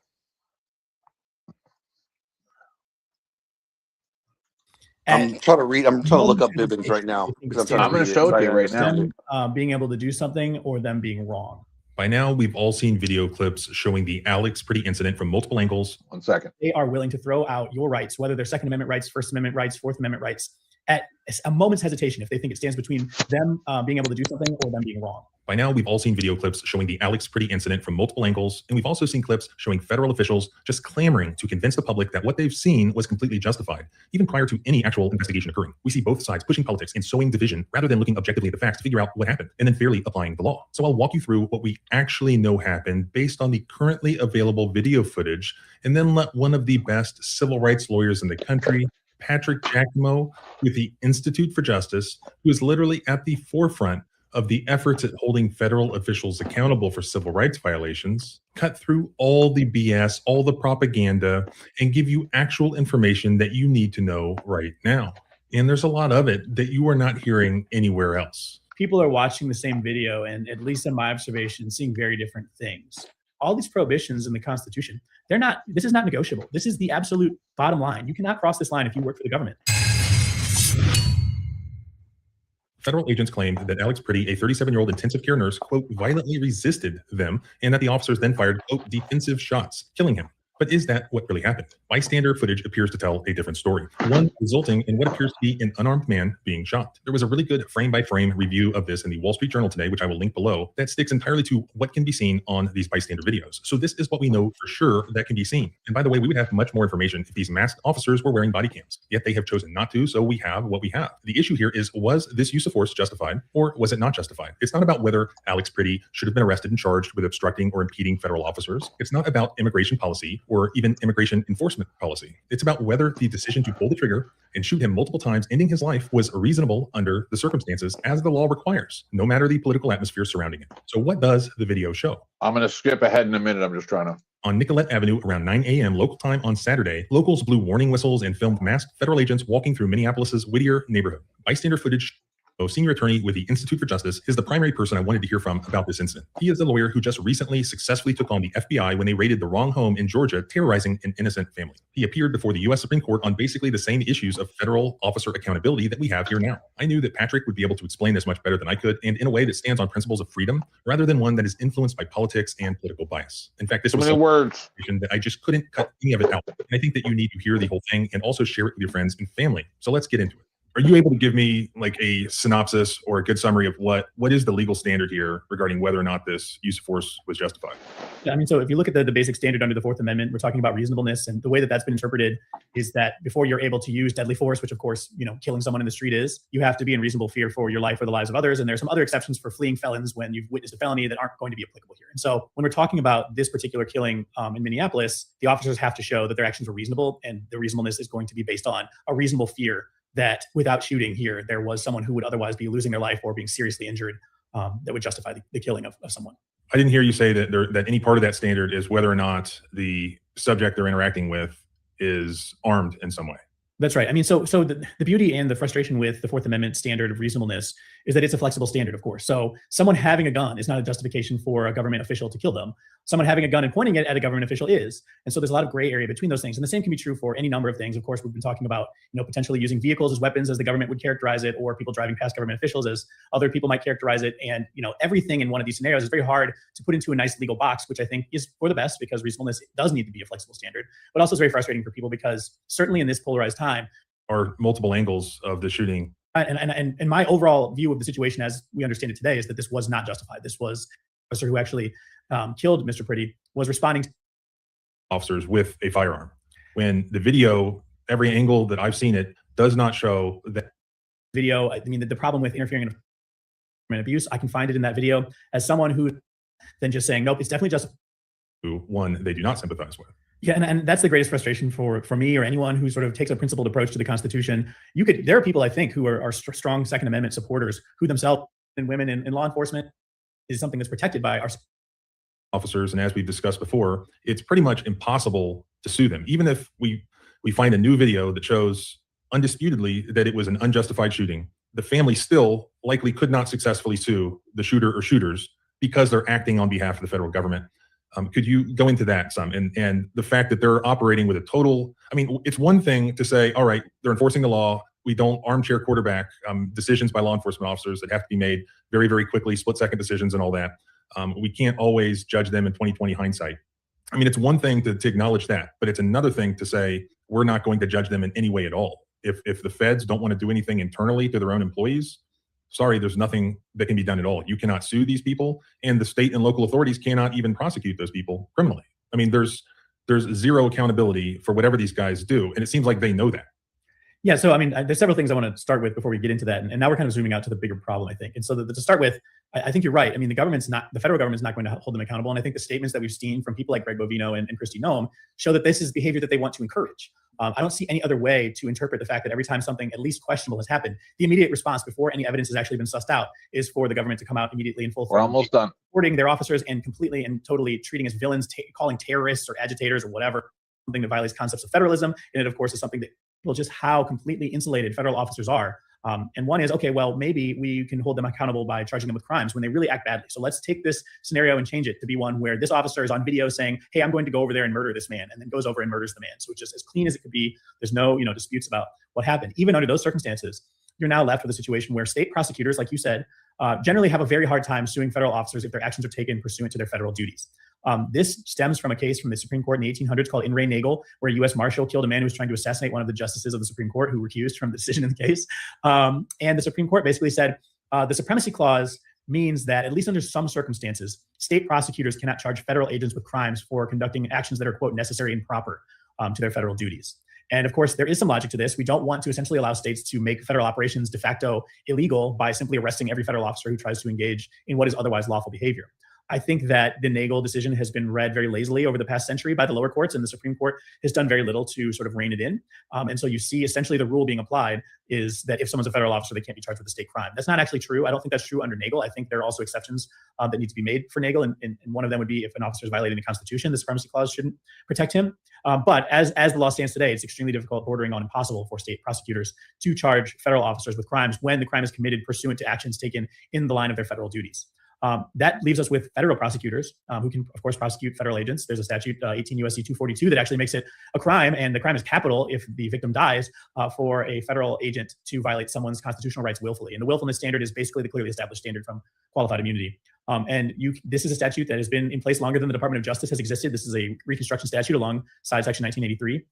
But the glaring conflict of interest, which of course is federal officials charging other federal officials with crimes, means that the statute is almost never used against federal officers. It's rarely even used against state and local officers. And so the big takeaway in terms of the one large way we can see accountability, which is prosecutions, is that prosecutors either cannot or will not prosecute federal officers when they break the law or when they violate your constitutional rights. And then that leaves it to us, the American people, to enforce our own rights. And I think that is a good system if it had the appropriate. We're almost done. Just one more part of this is this is what I'm saying is so like I gotta get going soon. So I hope it's not when you have a lawless government, then it comes to the citizens, and then we'll go to business. When you lives or dies is just completely up to you, and you're violating what type of constitutional right. All of them are constitutional. And so if you find yourself in a situation where you think put a stop to this by ensuring that there is some way our Constitution. Speaking of judges, I also wanted to get your take on this argument that I've seen online about administrative warrant entries by ICE. Already did that. To make us believe that, and there's very little to protect you as you're sitting in your house from someone else based on an administrative quote unquote warrant. Again, similar. That shows the government knows it's doing something bad. I don't have any warrants are. And the real frustration is these administrative warrants. Again, an administrative warrant, if someone says that to you, just imagine they aren't saying warrant at all. But the warrants here are particularly weak because the other basis the government cites for them is that they're based on an immigration judge's deportation order, at least to some attenuated basis. Well, the deportation judge, as they call it now, is not even a BIVENS. Warrant is not a warrant. These How do I spell BIVENS? Bivens. Yeah, you sure? Let me double check. BIVENS. It's not coming up in the transcript. Deportation immigration judges. Bivens action. So again, it's okay. Let's try action. Bivens versus 6 unknown named agents. Jesus Christ, how fucking frightening is that? 1971. Maybe it's because I didn't put.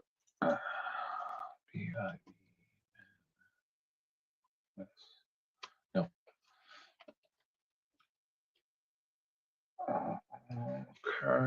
Muscular.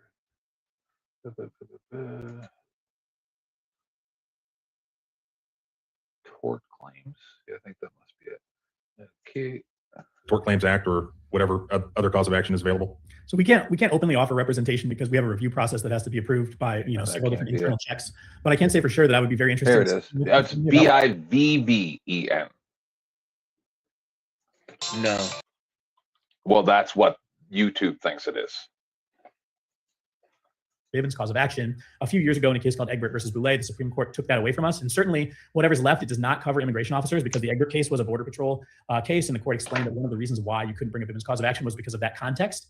And so then that leaves us just with these sort of oblique, more novel ways of trying to get at constitutional accountability indirectly. And so the main one is a statute called the Federal Tort Claims Act, which had kind of been pretty derelict in terms of doing what we now need to do with it, which is hold accountable federal law enforcement officers. This is the last part. That act allows you to bring claims for torts, which for non-lawyer listeners are kind of the legalese word for harms.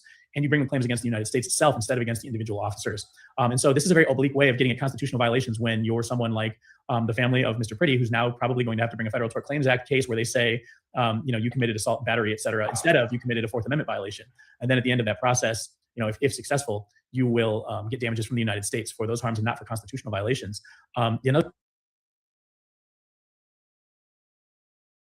There you go. There's a Bivens Act currently in the Judiciary Committee. Just FYI. It's sitting there for now. Yeah, I'm sure it is. Anyway, that's enough of that. Please donate to Denizen. Get your link out there, Denizen. Please donate to Denizen. He is an integral part of the 10th Man Show. Wouldn't be as fun without him.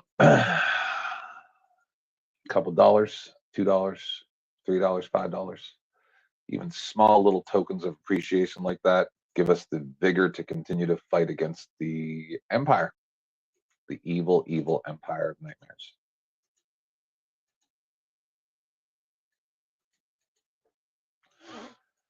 And unfortunately, because people have been waiting for this all day, we're gonna do this again. I don't know how long it is. How long is this? Oh my God, why? I know. We were already almost through it. You're defending Marte. Answer the question. If you sent your ex, to jack off video, beating up on a fucking woman because you're weak bitches. All right. Yeah. And I have to go get milk, but I can put it off. There's enough there for him for right now. If we're going to continue, because my husband is off work right now, I am going to give you guys until the stream hits 10 hours, 40 minutes. So you guys got 12 minutes to make even a small donation to either Denizen or I. If not, then I'll be shutting it down at 10 hours, 40 minutes because I think we've done enough for today. But if you could even if it was $1, I probably would go another half an hour. You know what I mean? So, you know, if we see a donation in the next 12 minutes, then we'll keep going. Otherwise, I we'll know shut this shit the fuck down. some of you feel like, maybe not some of you, but some people feel like this has already been talked to death and that there's no point in discussing it. I think clearly that is not the case, as we can see by the disagreements we have here among reasonable people, reasonable, well-intentioned people. And I would submit to you that not very many places on planet Earth, and especially YouTube in particular, are we getting into the weeds and the nuance and the historical and legal background of this situation as we do on these panels here. So if you're in the audience, make some kind of a suggestion that you're enjoying this content. So anything you can donate toward keeping this content going is much appreciated. No amount is too small. I know sometimes people say that, but they really don't mean it. But we really are a small operation here. If you could help, you know, me pay for a new processor for my computer and help keeping 10th Man StreamYard account running, we can keep bringing you discussions like this. You could be in all honesty, I would prefer you donate the Denizen because you may not be aware, you weren't here for yesterday's morning show. I got back from the doctor and my PayPal exploded. I took the links down. I was hoping you were going to show up because I'm like, no, that's enough money for right now. Holy shit. I was like, that's too much. They're going to lock my fucking PayPal. I'm serious. I'm not going to say that some of them were, you know, a lot. Because see, Ike proposed to D5 in here. He literally asked her for her hand in marriage. And I read it out loud. I was about to do a grift. I was like, well, this is kind of strange. This is awesome. And then I read it out and they thanked me for reading it out. And then they just started pounding donations in. And even Brian Johnson sent a donation. And so if you guys could please send Denizen just a couple dollars so that I don't feel bad for making all the money, that would be great. Yeah, we're not accepting sperm at this time, but we are accepting $5 donations. I mean, even if you're poor, you know, $5, it really goes a long way, especially if everybody gave $5. That would take care of a lot of the cost and expense that we have to do these streams. Even $3 would, you know, be enough to transfer something into my bank account after PayPal takes the fees and all that. So every little bit counts. My StreamYards went through $61 Canadian because my discount ran out, right? The 6-month discount. That's murder. Yeah, that's a lot, but I'm doing pretty good. So, you know, $1, $2, $3, $5, $10, $1,000 to Denizen's PayPal would be great. Whatever you can spare. That's why I don't usually say how much people donate to me, because sometimes $5 to the poor person is the same as $500 to a rich person. And arguing against the piggies here is not the only thing we do. We also teach people about how to come up with alternative sources of income and revenue. I run a group on stock trading, and I provide all of this is free. So any donations help keep all of that information going. Feel free to inquire about joining the Discord for further information on that stock trading. And I will accept your D picks unlisted. I would do that with bated breath. Thank you for the $3 to D. Awesome. You know who you are. Good. All right, then we'll go a little bit longer. I thought, keep saying you're a bunch of faggots. Ah, Christ, that part. Oh, Hey, OG. Down so nobody sees your goofy. Cool it, please, God, OG, please. Over there. But guess what? It's not muted on my stream. So I mean, that shit was muted on my stream, so nobody's gonna hear that part. Yeah. Thanks, no, Nikki. we do not give financial advice. We give kind-hearted suggestions. Like, it's all hashtag not financial advice. Yeah, don't spend all your money in one place. Feather in the hand's better than two in the bush or something, all that stuff. No, because you're scared of the fucking truth, brother. Not You're mine. a pussy. Yeah. You're Who's a the pussy hiding behind the spaceman? Oh no, you're hiding behind the spaceman. You're a goofy You're bitch. hiding Don't behind answer no questions.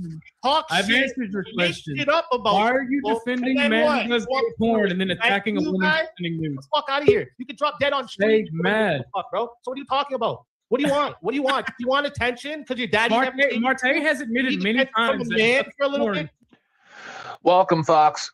So you do understand that you were banned from here, but I have gone back on that, and because I like to give people chances to do better, and I understand. We came to conclusions a while ago. I just hope that all of us, including the Cockable, we can all just coexist and move on, and not do the gatekeeping crap. Sure. Okay.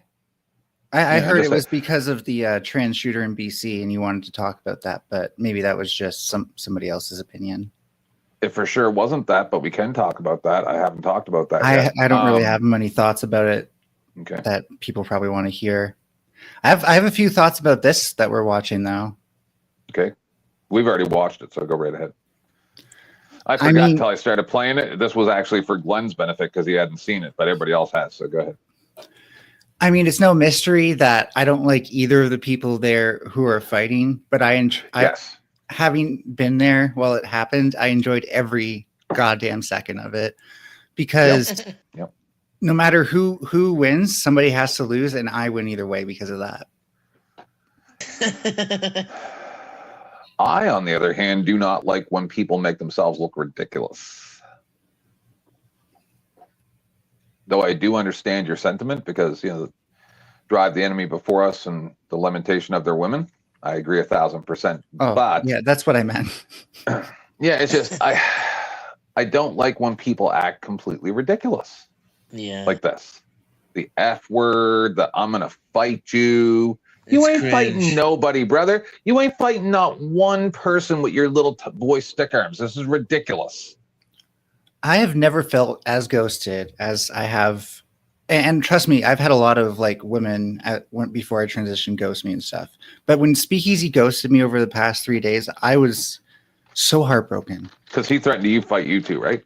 No, I actually offered it to him first. Oh, okay. And it's because I do like the idea that there are real bragging rights there. There are actual stakes. You can either win or you can lose. And he's fairly good looking, so you could touch him.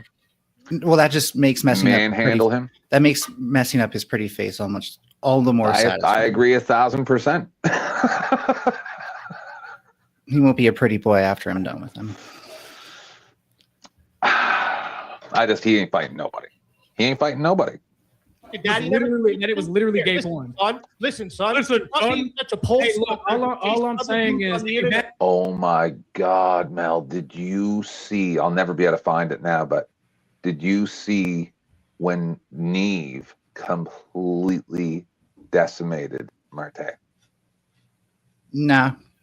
Oh my goodness. I don't care about either of those people that much. I understand, but it was hilarious. He sounds like someone who's easy to decimate, so I'm not surprised. If anyone could do it, it would be Neve. But have you seen the second video yet? Where he's saying, I'm going to make you look at it? No. Yeah. Like, before I saw that, I was like, no, just, one jack off video is not gay prom. Right? And then I saw the next one where he's like pulling at his underwear and crap and acting all like creepy, saying that creepy shit. And I'm like, nah, he may not be gay, but he knew this was for gays. So then to go around saying it's not gay and, you're going to burn in hell for being gay.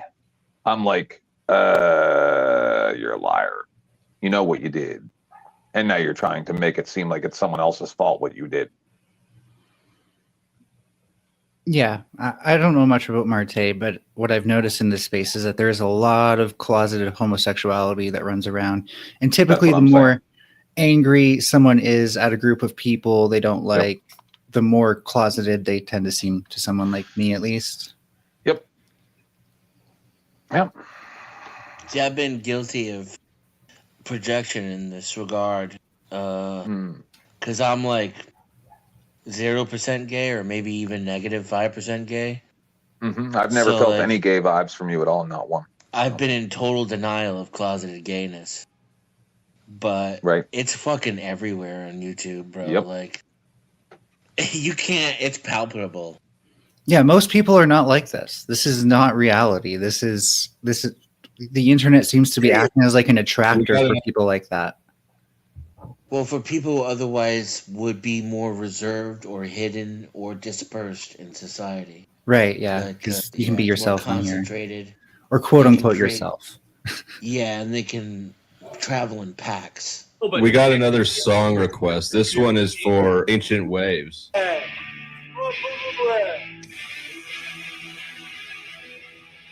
This is what you're. Hold on. Is this the wrong video? 1 second here. Hold on. What's going on here? I'm supposed to do this one. Say it. Say you got it. You say it, and I will leave the panel. Whoa! say it, and I will leave the fucking panel, and you all got the fucking W's. Okay. Don't cry. Don't cry. Are you okay, OG? No! Oh my God, no! Oh my! There's video of Marte balls deep in the dude's ass right now. Somebody What? Discord. It's all Oh my God!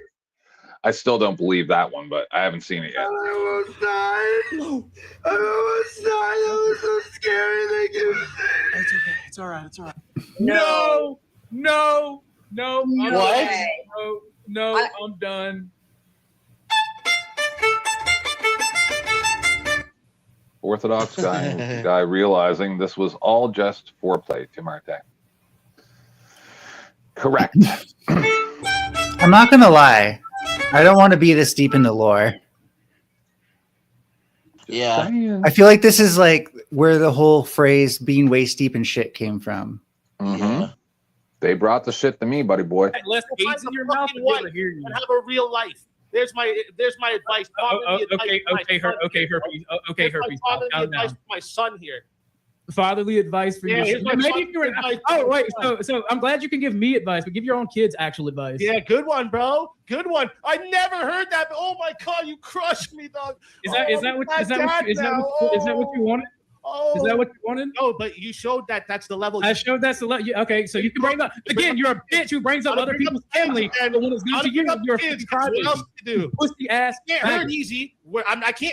Georgie has a point there. Anything What's that? That Speakeasy does bring up other people's family, including his own family, as to like virtue signal all the time. And then when other people bring it up, he's like, "Oh no, that can't do that. That's not allowed."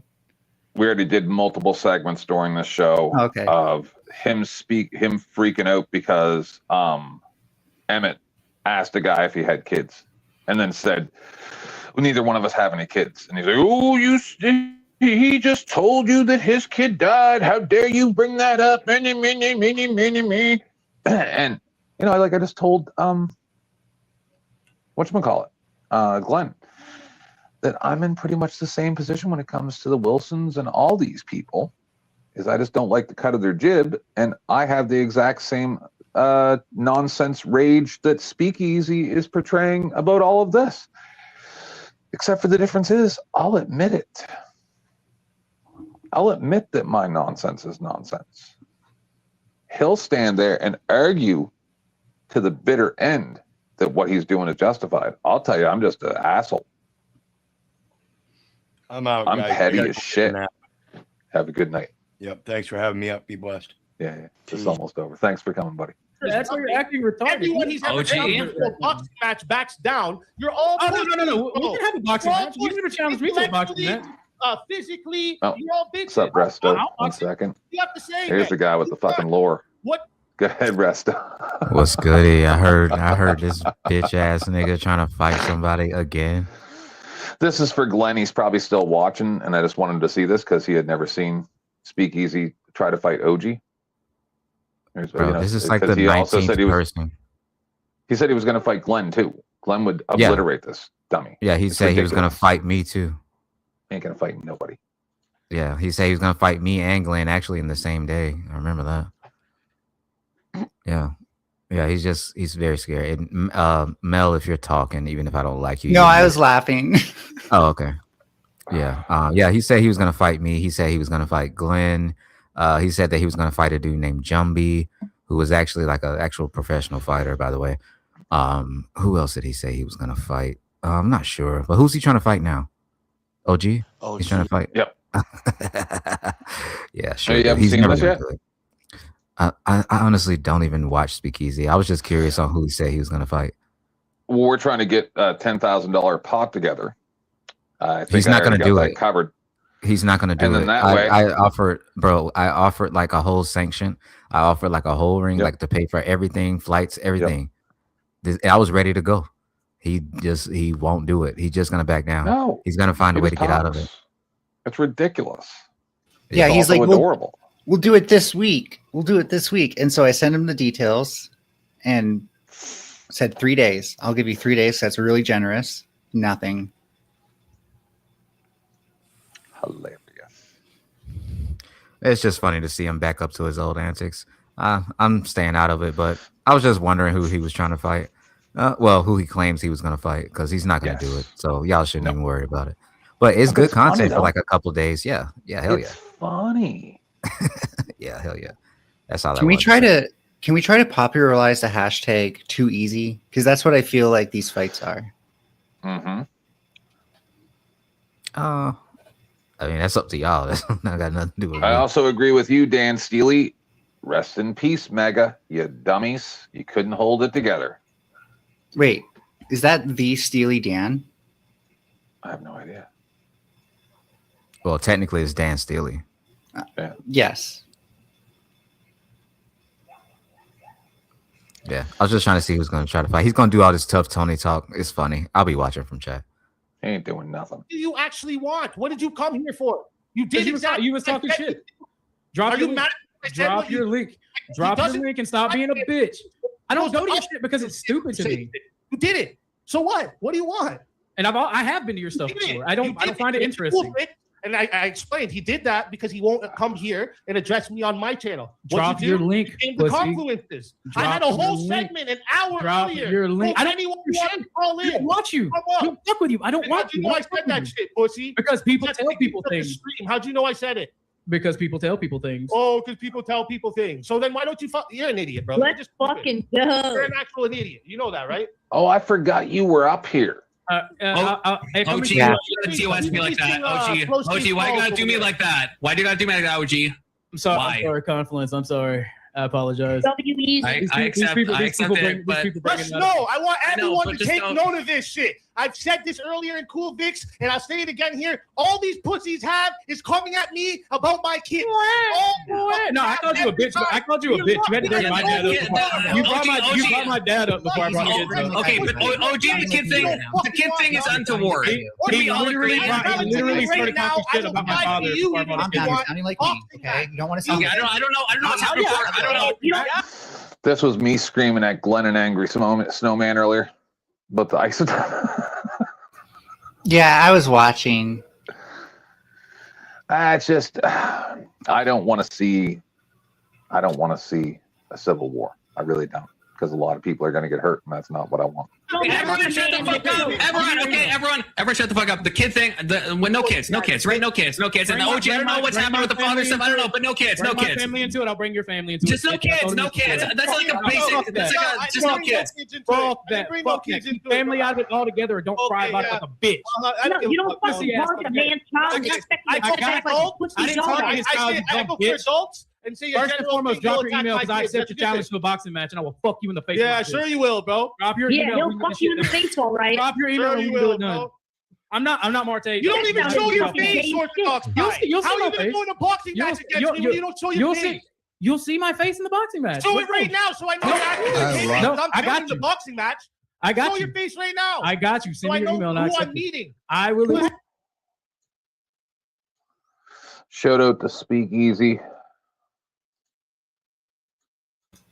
Yeah, but what do you do for fun in Texas? A lot of stuff, but nothing. But listen, yeah, I'm an author, and I actually brought books for y'all. I make adult Well, children's books for adults. You make what books for adults? Children's books for adults. Oh, I love this. Yeah, and I brought you guys some. Okay. Can y'all bring the books out? Hi.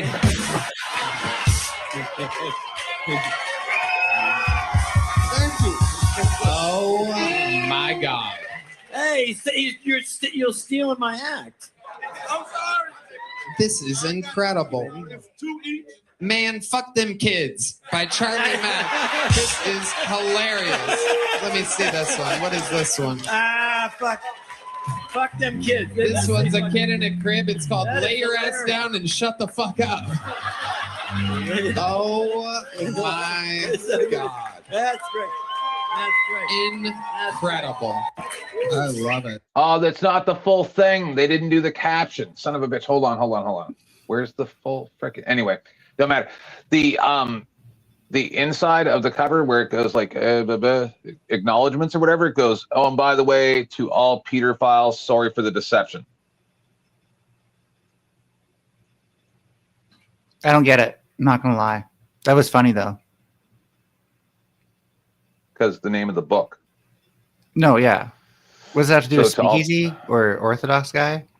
Yeah, because saying, oh, my kids. Fuck your kids, dumb bitch. This is just the internet, you know. I'm not meeting a no face. I have to know. So okay. I gave you. This is the preference. Require your name and shit. Your cool story. Know your face. Cool story. See, what I don't understand is if you don't want people to know about your kids or whatever, why'd you ever talk about them on the internet? Ain't nobody know nothing about my family. I've been here for 6 years. My family's talked on the streams at times. Nobody knows anything about them. A deadbeat dad is not talking about his kids. Precisely. I'm so tired of hearing parents say that stupid shit. Yeah. Oh, how dare you? Blah, blah, blah, blah, blah, blah, blah, blah. I shouldn't even know that you have kids. I shouldn't know anything about your family. As soon as you talk about your family on an internet panel, it's open game now, as far as I'm concerned. Well, it's a status symbol they can weaponize, right? So, like, it's arguable that they don't even care about their kids when they use them on the internet, because you can tell that it's like, oh, I'm better than you because I have kids. I know more about parenting than you because I have kids. Therefore, you can't have any opinions about parenting. First off, Denizen is no way anything to do with that.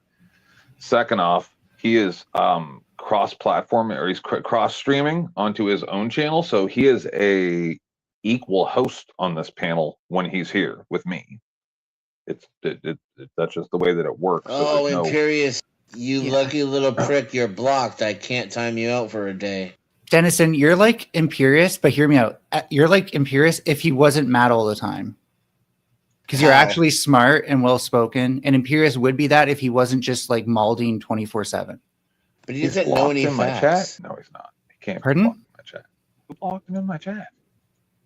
Sorry, what did you say, Denizen? He doesn't know any facts. Okay. I disagree with him on a lot too. You're right. Like, I've never met a lawyer, because I'm not convinced he's not a contract lawyer, right? Because that's very niche. Right. He very well could be. But I've never met a lawyer who knew so little about the law. It's remarkable. I'd love to see him debate Pisco on something. Or Pisco. I think it's better to call him Pisco. I don't know if I've ever met that guy. Rob Noor always debates him. Okay. Yeah, he's an imbecile as well. I'm going to look right now to see if you are blocked, Imperious. I thought I haven't blocked. Maybe he's not showing up in the chat either. I'm going to take a look. I don't even know what you look like. How am I going to know it's you? It's a blind date. You don't just fucking hire some other idiot to come fight for you. They both won the internet tough guy competition. Pussy. You back down like a bitch, and all your fucking beat riders are gonna fucking be there. And you can bring other people's family up. If somebody doesn't you, it's the worst thing ever. Show your face. That's what I thought. That's what I thought. Show your face. You're a pussy. Yeah, okay. Drop your link. I'll meet over there and say the same thing. Where am I coming to then? Atlanta, Georgia. Atlanta, Georgia. That's where I'm coming to. Yeah. Atlanta, Georgia. Atlanta, Georgia. Yeah. Peach Town. Okay. When? When it's convenient. Why are we trying to fight each other? If I can ask. Because Ortho is a little bitch, and he knows that Evie's gonna beat his ass, and so he's running like a little fag. Ain't nobody running, bitch. Shut the fuck up. Rage Page, stop simping. It seems like they both I'm want not to giving fight. over I nobody. need popcorn. No, let's do it in the summertime. Yeah. Okay, but August, September. Whoever this Rage Page, holy Is that a man? moly. I don't know, but No, Paige is a woman. Come on, let's not do that. That's not what I mean. Is she like a special kind of Furby woman like you, or a woman? Woman. Okay. You can just say trans woman. Why don't you just say trans? Okay, that's fine. I'll try to remember that. Wow. You gotta admit, you're a pretty smart person, so I get you have a different perspective because you're, trans women or women, blah blah blah. But you must understand what it's like from my perspective, right? Shit's confusing as hell. Sure. Usually, with Rage Page, she's actually been super nice to me before. Okay. But when she's fired up, yeah, she gets kind of annoying, as most of us do, to be clear. what I have a hard time understanding in situations like this is, like, why does Rage Page need to be part of something that they're nothing to do with? Clout. That's what I'm saying is, like, when something's popping off on Sarah's or Dusty's or wherever I am, you don't race over there to ball wash. Well, no, I'm saying, like, I'll say, Dusty, just let me know when I can say something, and I'll wait. Right? Like, I don't get it. Like, it's That's not good what for a the terrier content. does. But it's not good for the content. Terrier jumps up and down at the door and barks. Yeah. In her defense, and I'm not saying this is a strong defense, I was kind of doing the same thing in the opposite direction, so she was balancing me out a bit. I think it was. I think we were both kind of like, my feeling was, I'm getting sick of how long this is going on. I want us to go back to the panel. Imperius, this will be the last time I address this before I move forward. And wait, who punched whose prostate? I don't know. I punch yours. This is the thing. That's flattering. I would protect you as well, Imperius, if, like we're talking about right now, you understood etiquette and respecting the other panelists and the fact that the audience wants to be able to hear what everybody says, and you're constant over talking. And the thing is I'm sorry to say it, but people like Angry Snowman, people like Glenn, Denizen, they get special priority because they are always around when I need them. We don't have really big problems. Even when Dennis and I had a falling out the other day on Chuck's, I believe it was, we worked it out in about 20 minutes, and I really don't even care about it anymore. Right? That's what a real man does. It is what a real man does. And even Cosmic Fox over the past 5-6 months or whatever has changed as well and become just a little bit better. And that's what I try to say is, as you become more comfortable, I hope that you gain some more etiquette and understand I will allow you to speak. If you say, 10th, I want to say something, I am listening to everything everybody says, and I will give you an opportunity. And if I forget, say something again, and I will say when it's time, stop. Now it's Imperius' turn, out of respect for all panelists. But when you're screaming over each other, I don't even like it when Denizen and Glenn do it. The problem was Glenn's phone was fucked up and he couldn't even hear Denizen. And Glenn was not trying to be disrespectful some of that time, right? So this is the thing, is you need to understand that we are dealing with the hosting a panel, technical issues with iPhones, all this stuff, and I'm trying to do logistics at the same time as control a panel, and you're up here going, blah, blah, blah, blah, Denizen's in a wheelchair, he's 500 pounds, blah, blah, and repeating the same things over and over as if we're stupid and weren't listening the first 75 times you said it. It becomes monotonous, and it has nothing to do with anything other than you and your conduct. That's it. Really? I'm not certain that Imperius can help himself, but to just he can't. Yeah, I'm going to tell you right now, Imperius. I don't know why you're giving this dude any time either. You're blocked now. And game on.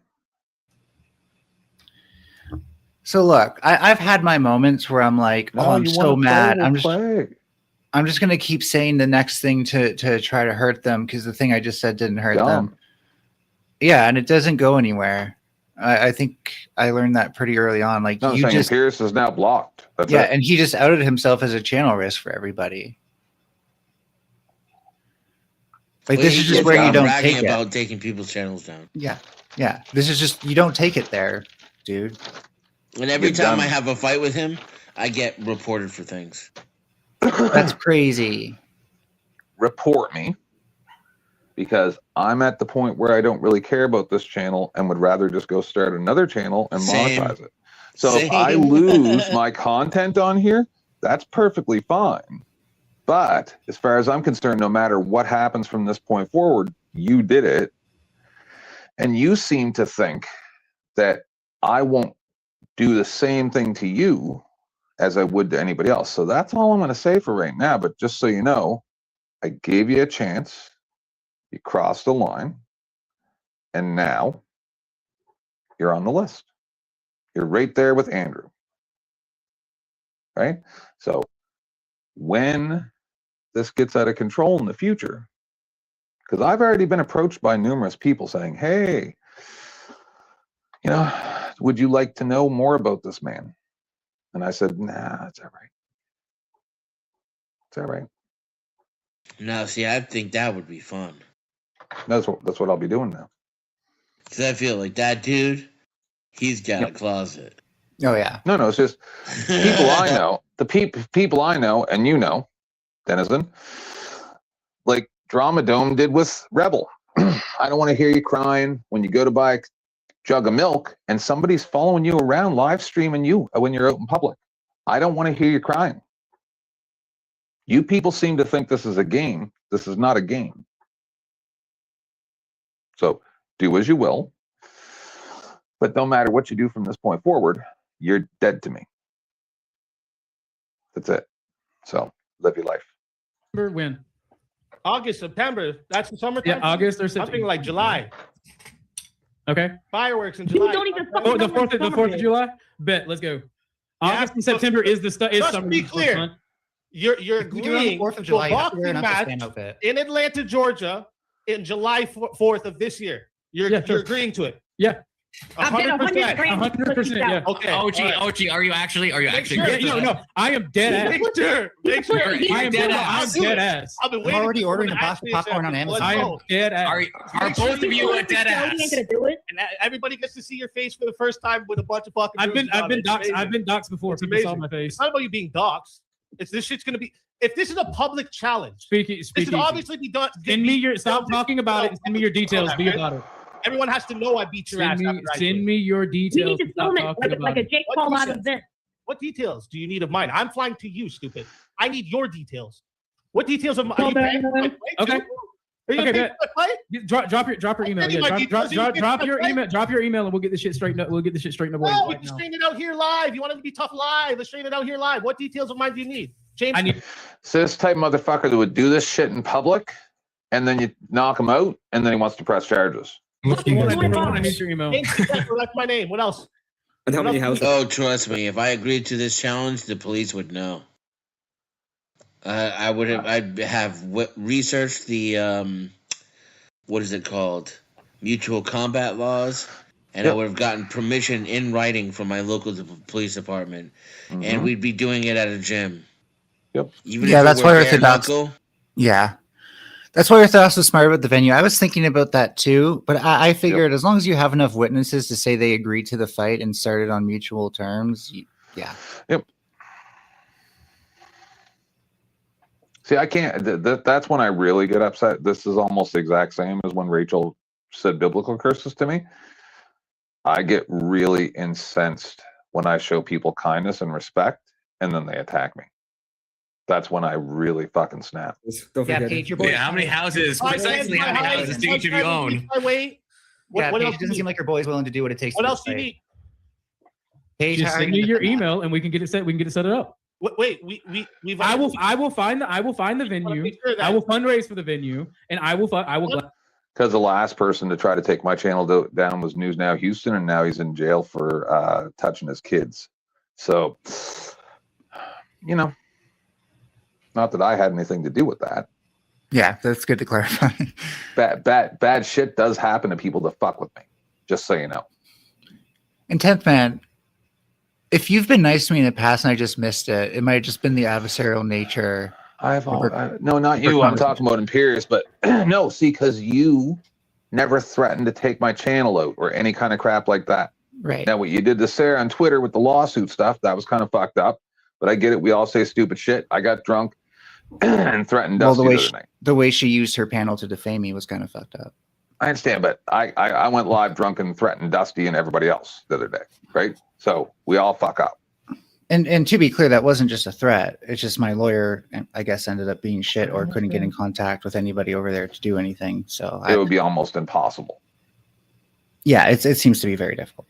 So, yes. I was serious, and I feel like we don't hold each other accountable enough for defaming each other around here. And I get there's a difference between saying shit in heat, or in the heat of the moment, I mean, versus when you actually try to defame somebody, and that was just a distinction to me there.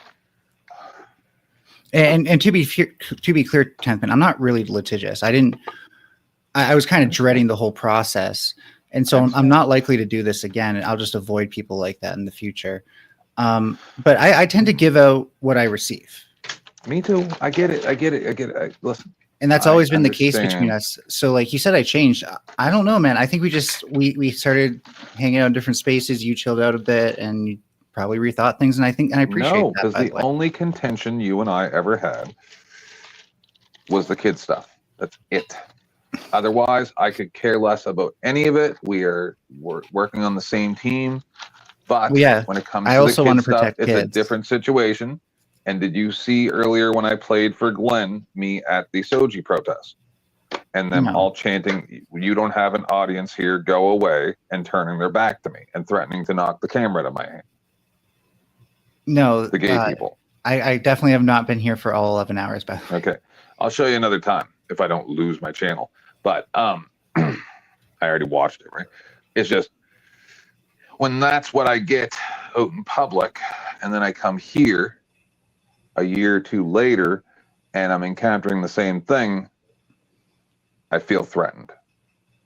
Right? When I hear people say, and I don't want to get into it, but some of the discussions we had, I see that as just as threatening as Andrew saying that gay marriage should be abolished.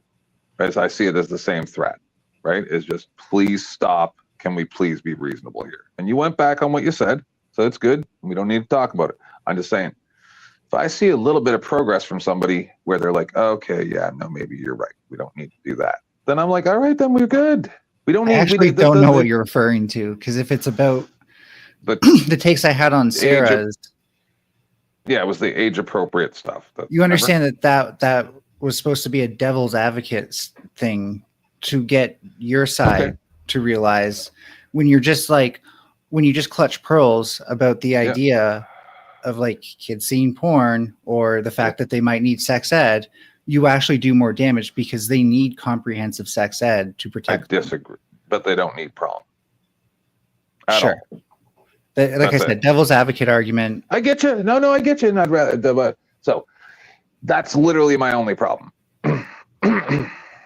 That's it. Well, it's not really true. The washroom thing. But that's because of the kids too. But anyway. Just drop your email. Drop your email in the back. I will donate money to see the venue happen. I'm placing bets. Get your bets in now. I got 100 on it. Market bets in now, okay? Use the promo code. Yeah, that's it. Nothing's happening. All right. So we have gone past the time where I said I was going to extend to for the donation that Denizen got. Yeah, you kind of did me dirty there because I had a response for the bathroom thing. I was just trying to make sure you're finished. We have time. I could argue the same thing about gay people going into the same gendered bathrooms as kids. No. Oh. Well, Is it still? It's still illegal to do illegal things in the bathroom, right? That's generally what keeps people from doing stuff to other people in bathrooms. Okay. Okay. So that's why it's not a concern for me. Okay, but what's the justification for it? That trans people are safer in the bathrooms that align with their preferred gender. Yeah, so unfortunately we're having this conversation. So why would a man who is transitioning or whatever to a woman, why would their safety be compromised by being in the bathroom with the same gendered person? Because trans folks tend to target people when they're alone. And particularly the rhetoric, just let me finish, the rhetoric about them being predators leads people to feeling threatened by their presence in bathrooms. Yep. So why would that person's safety be paramount over the people who in the women's bathroom safety? Well, because trans people aren't predators, so having them in women's bathrooms isn't a threat to women's safety. Okay, and I can't say no trans people are. So they're not a threat to their safety. They're about as likely to be a predator as a cisgendered person. Okay. Let's say that's the case. So why would their safety trump the women in the women's bathroom safety?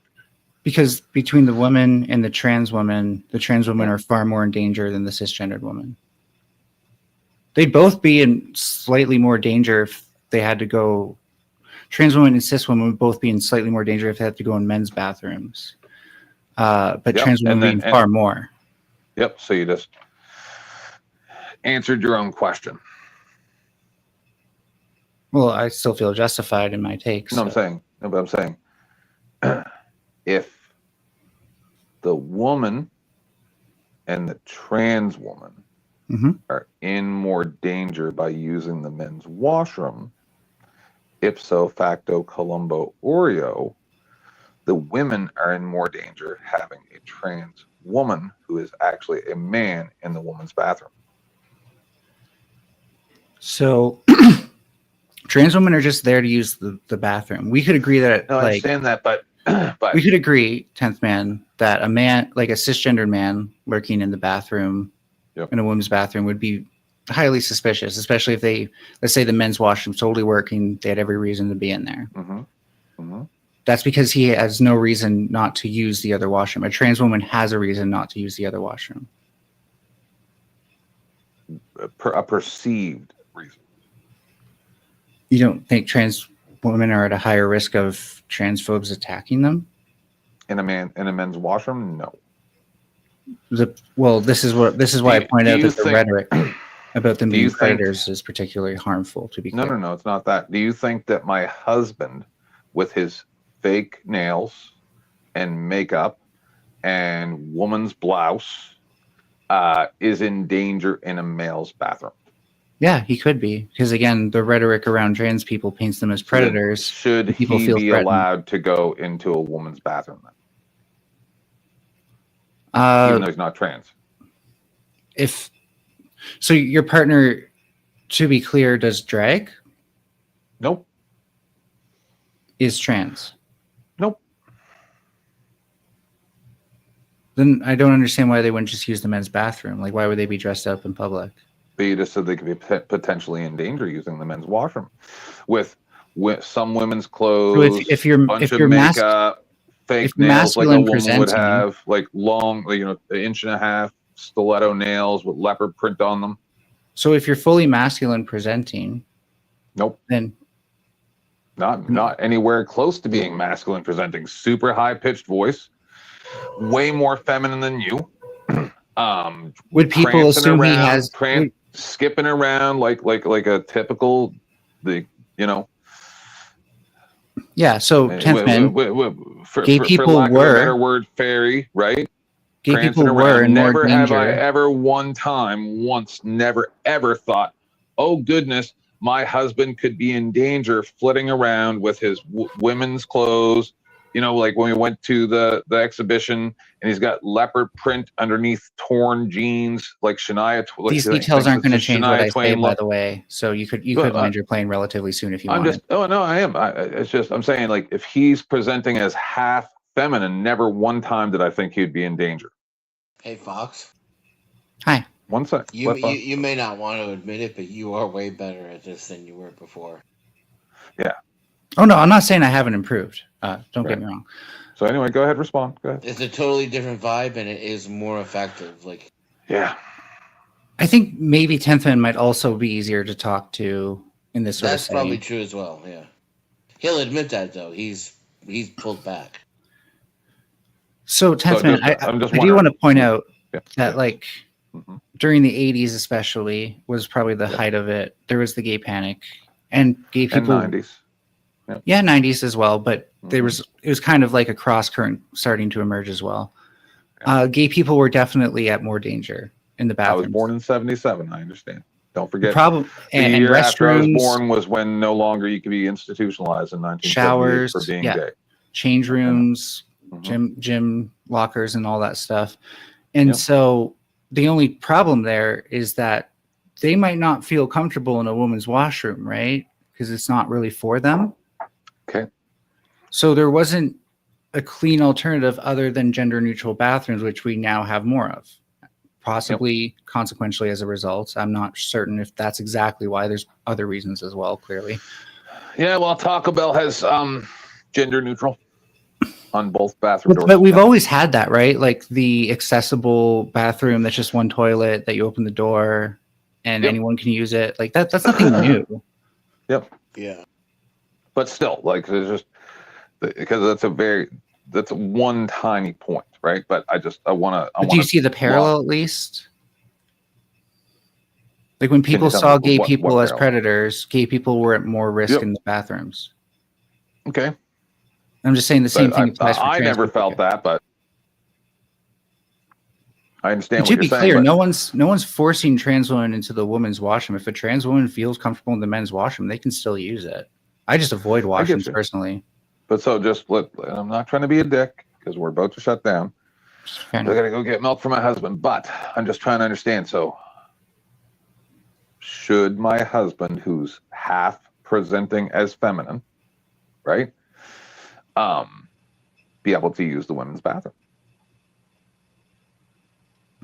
Again, do they identify as a woman? That's not the discussion. Well, I would just say there's no imperative for that anymore. But outward appearance with his fancy nails. No, I got all that. Makeup. You made your point.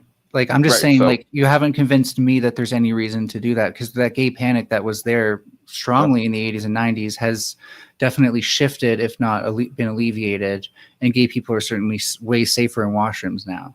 Yep. Okay. Which is a good thing. Pardon? He might appear to be trans, though. Correct. Yep. So if he feels safe in men's washrooms, that's fine. If I can't speak for your partner personally, though, like because no matter how many details you give, like the thing that we're saying applies to trans people. So someone who's not trans wouldn't change my opinion on this. But there's absolutely no difference between a trans person and my husband, other than the fact that he doesn't say that he's trans. Yeah, and I do say that I'm a Black, Jewish, Irish lesbian, so that means I get to go into a woman's bathroom. That's not how it works. No. What? Like you're thinking it's just about declaring an identity. Then how does it work? Typically speaking, once somebody starts presenting as trans, they are at higher risk of violence. Correct?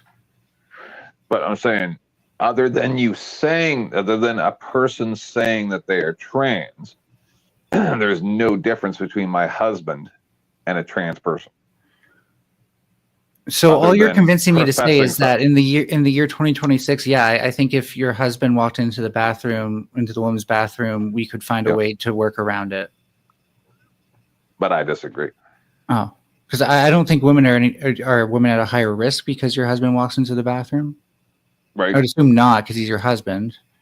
Yeah, probably less. Yeah. Yeah, I would stick up for women if I saw some shit going down. And just, I'm sorry it's got to go here, but, and then. Yeah, no, fine. No worries. I get it. So this is where it goes. So, okay. And they're also not at risk if I'm in the women's bathroom. Right? Even though I'm only 51% gay. Well, no, if you're bisexual and you're a cisgendered man, yep.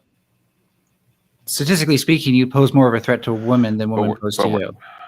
But we're talking about, well, that's not true because they can make false allegations. That's a different kind of threat, though. That's a worse threat. Yeah, and women can make false allegations against me when I go into the bathroom. So if anything, right. So why even chance that? Because I'd rather deal with false accusations than physical attacks. Have you been physically attacked in a men's washroom? Not in a men's washroom, but I've been physically attacked for being trans. All right. So did you see that lady that was going to Disney and all the restaurants and causing a big ruckus and all the women's bathrooms and recording while in the women's bathroom? Am I supposed to think that this is representative of trans people? Because if not, I feel no need to defend against it. I'm not asking you to defend against it. I'm just saying that, like, okay, so. Well, then it doesn't matter to me. It wouldn't make a difference if I saw it. If a man is a danger to a woman, why would we want to risk that situation?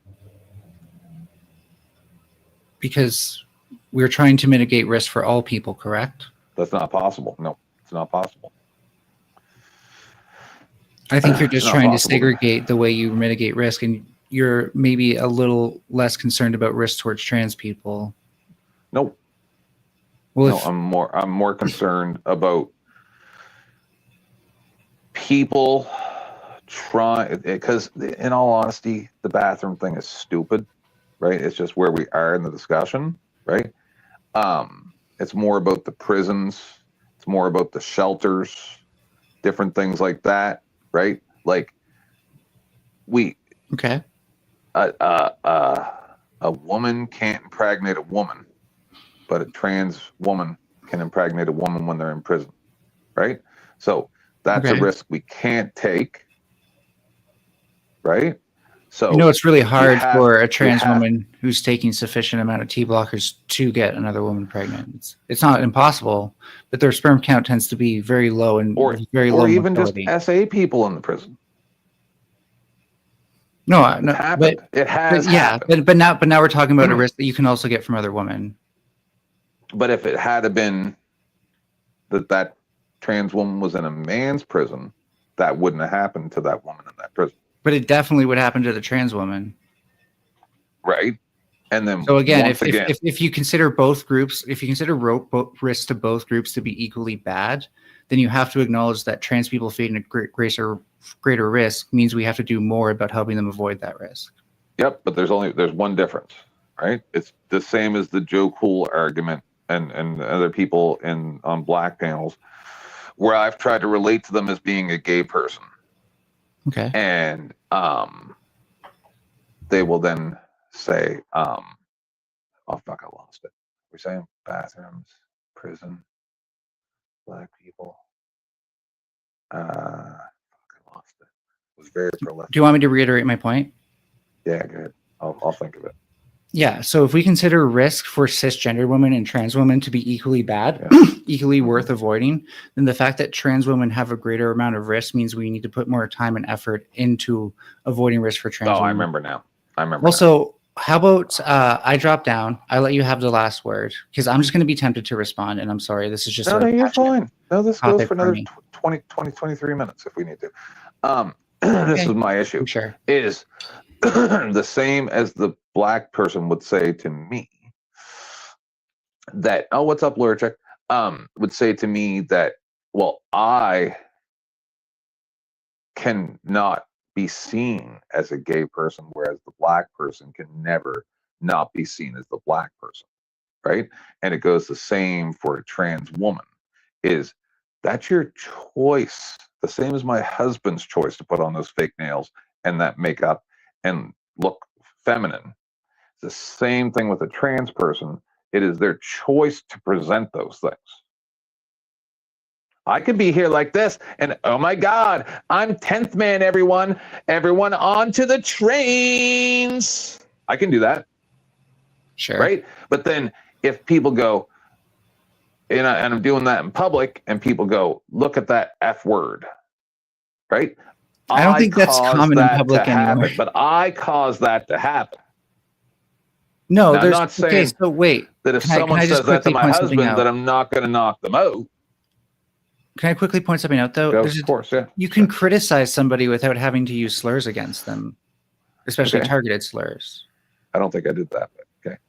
Well, I thought this is what you meant by the F word, right? Okay. Yep. Okay. Yeah. So, like, I think the people who are just calling you the F word, they're still to blame for choosing to use a targeted slur. If someone were to criticize you for doing that and being, I guess you're going for obviously like in your face, facetious flaming, then I wouldn't fault them for criticizing you on that. But that's how my husband talks. But my husband is super flaming. Sure. And all I'm saying is, like, if someone called him the F slur, then I would still fault the person who called him the F slur. So your point's kind of lost on me there. Of course. It's definitely their fault. But what I'm saying is the person who goes out into public and draws attention to themselves ruins it for everybody, is causing the response. So let's say a cisgender woman physically attacks let's say a cisgender man, sorry, this is better framing, physically attacks a transgender woman in a bathroom. Can we say he ruined it for all cisgender women? Say it one more time. What happened again? Cisgender man went into cisgender. Attacks a trans woman in the bathroom, right? The way they're acting over the top in public, embarrassingly, we should shame them for the way they behave. And according to your logic, they ruin it for the group they're a part of, which would be cisgender people. So are cisgender men ruining it for cisgender women? Yes. Okay. Well, then you should be mad at cisgender women, cisgender men. I am. Okay. Then not trans people is all I'm saying. I'm mad at all you bitches. Trans women are just trying to be safe. That's all. But okay, I understand that. Thank you. I really, really do. And I think that everybody should have the right to carry. We should have Second Amendment in Canada. No. We can argue at a different time because that's going to be a whole different thing. But I just want to show you this. Since we're already here and I got a couple minutes and my husband's already playing video games, so I'm probably going to have to go get milk by myself. You screwed yourself. Whatever. I don't care.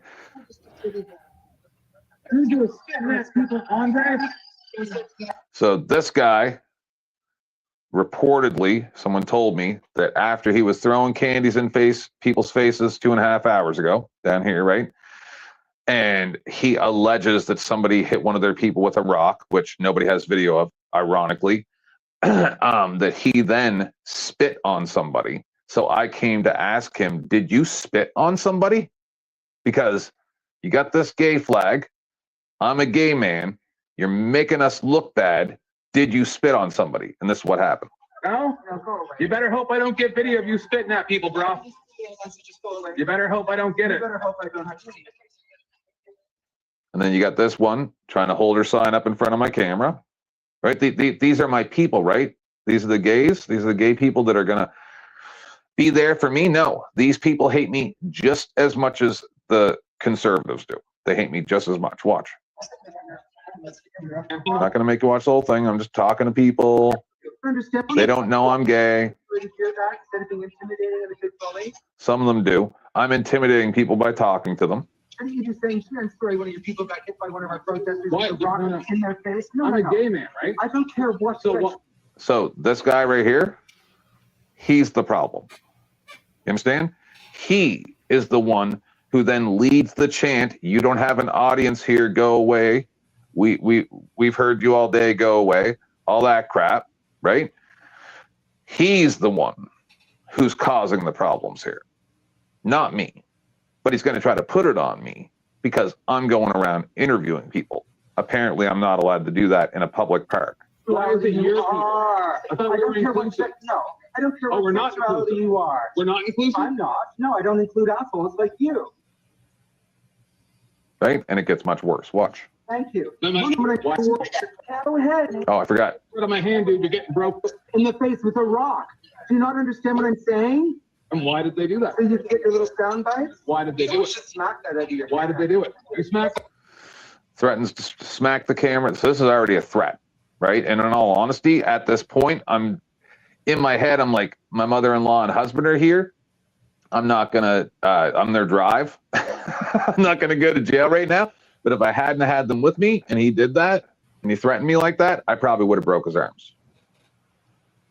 Out of my hand, dude. You're getting broken arms. Why don't you say Any type of violence towards me, any type of violence towards me, and I guarantee you're not going to like the result. So Mel, do you agree that this person should be a gay representative? I don't know. He's the one leading the pack here. 40, 50 people. Watch. Right at the end. Watch. Goes on and on and on. That's what I mean. How come when I say I'm here with my husband, your attitude shit?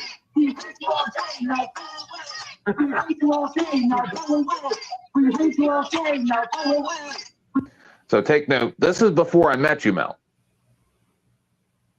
Okay. Right? So if you want to understand where my rage comes from, this is part of it. We hate you all day, now go away. We hate you all day, now go away. We hate you all day, now go away.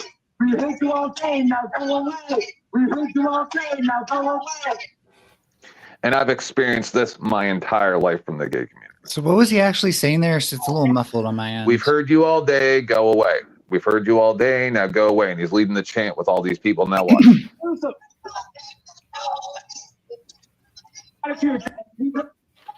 Trying to talk to them, saying you're making us look bad. On and on. And then this. It's my crowning achievement. 40, 50 gay people all turned their back to me at the same time. So you can, if you want to link the whole thing in private chat, I'll watch it on my own time. No, it's on private. It's privated. Oh, okay. Well, I can't. I think. I think you can still send me a link to a private video or unlisted. No, I'm thinking unlisted. Oh, it is unlisted. Yeah, it is unlisted. Yeah. But I just feel like there's too much to respond here, and I certainly have questions about like maybe if you have a reputation with this community, if they've dealt with. No, I don't know any of these people. Never met them before. I met them 2 hours and 48 minutes, 46 minutes ago. And what kind of conversations did you have with them? Let's see. I started the video when he was throwing candies in people's faces. Was your face? Nope. But I didn't get it on camera. I hadn't hit record yet. I'm going to show you the candies on the ground here. Because I walked fear into it. What was it? Somewhere there's the candies. I don't know. Don't matter. Well, could that be like a subjective opinion? Like I could argue people at parades throw candies in people's faces.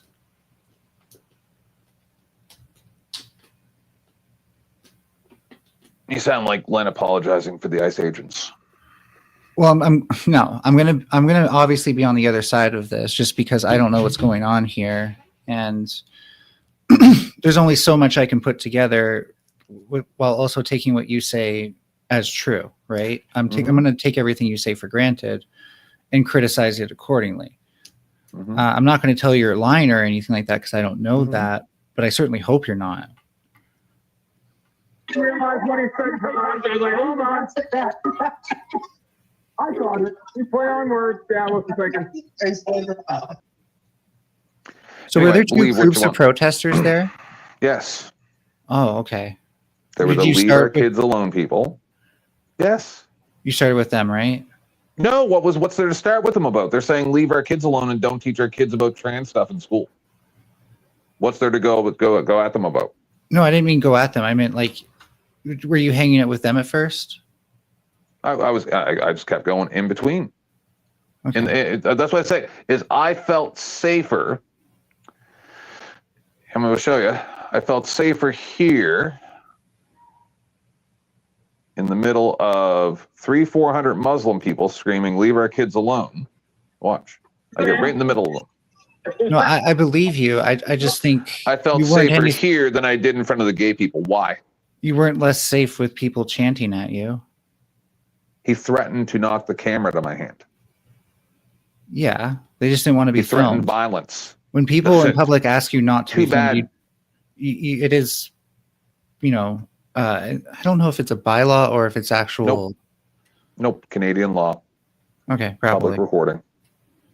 I think. No, yeah, you by default you're allowed to publicly record, but if someone asks you not to, you then need written consent. That's why on a lot of TV stations and stuff, you see people with blurred faces. Wrong. Oh. Because I remember there was a film crew at a university I went to when I lived in group homes, and they had to ask for the news station to not put our faces on camera because there were some kids in the group home who they didn't want the parents being able to find them. Asked. Yeah, right. But that's the law, is that you can do that. It's you can revoke consent. Incorrect. Were you in public? Yes. It was a college. Incorrect. Let's see here. In Canada, can you? Let me make sure this is worded properly. Because you obviously are not aware. Legally binding if you ask someone who filmed you in not to. You're probably not aware of I believe it was in Ontario, the security cameras that were pointed towards the road and other people's yards and stuff like that and then they tried to use a bylaw to stop him from being able to do that. And there's no law that states he can't, right? But he just complied with it rather than dealing with the nonsense. Right? So are you making money from this? Yes, right. Sometimes. So you're using it for commercial purposes. Okay. So yeah, you actually normally require explicit consent for that type of media. YouTube seems to be a gray zone. I'll give you that much. But I would argue like it's up to them if they don't want to be filmed and if they want to try to stop you from filming them. Like it is assault to knock someone's camera out of their hand. Yep. But you're also being a huge dick. Why? Because they obviously don't want you to film them. Then they shouldn't be in public. That's not true. Yes, it is. If I harass somebody with a camera in public, even if I only do it in public, eventually that constitutes harassment. See you in court. So I would argue you're both kind of at fault there, and you kind of got what you could have expected. You should have expected that response. I should have expected violence for public recording. No, you didn't. You didn't even get violence. You got a threat, sure. If you want to count that as violence, that's subjective. Okay. But what you definitely did was continue to film people after they asked you not to, which I think that's a fuck around and find out type scenario. I wish I would have found out. It seems like you did. You're still complaining about it. You said you've been mad about it for this long. No, I'm telling you. You're not doing this anymore, right? Sure, I would have. This was a special event. It was a Soji protest. Right, okay. And yes, I would still record publicly tomorrow. Yes, or right now. Cool, actually. Yeah. I don't know. You seem to be focused on panels and stuff, so I thought you shifted gears. My bad. Well, my jab injury has gotten quite bad. Oh, you jabbed yourself? Yeah, it's right around the same time as this. Maybe a month after this. Oh, month or two. Was there maybe like a head injury around that? No disrespect, but was there maybe a head injury around that time that occurred too? Nope. Okay. No, and I yesterday went to a doctor that finally. No. Yesterday I went to a doctor that was also injured by the jab, and he now has acknowledged and then told me, "Hey, I'm glad you told me this stuff about the injury because it wasn't anywhere in your medical files."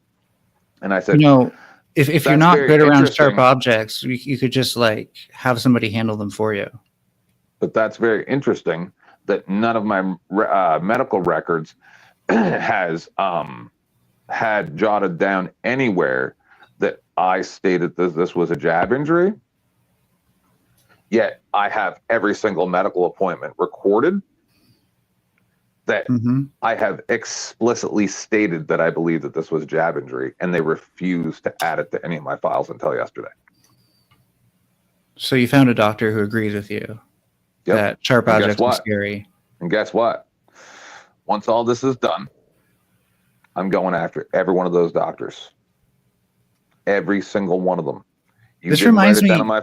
You had better pray to Jesus that that doctor was wrong yesterday. And when I request my files from all these doctors, that it is written down exactly as I stated in the verbal recording that I have, or I'm going to be suing each one of them. And I will have their medical light. I will make, this is what I mean. I love fighting. Let's fight. You Again, wouldn't it just be easier just to avoid sharp objects? Yeah, or something. You know what I mean? This reminds me of a play I was in as a kid, and believe me, the playwright was a fucking genius.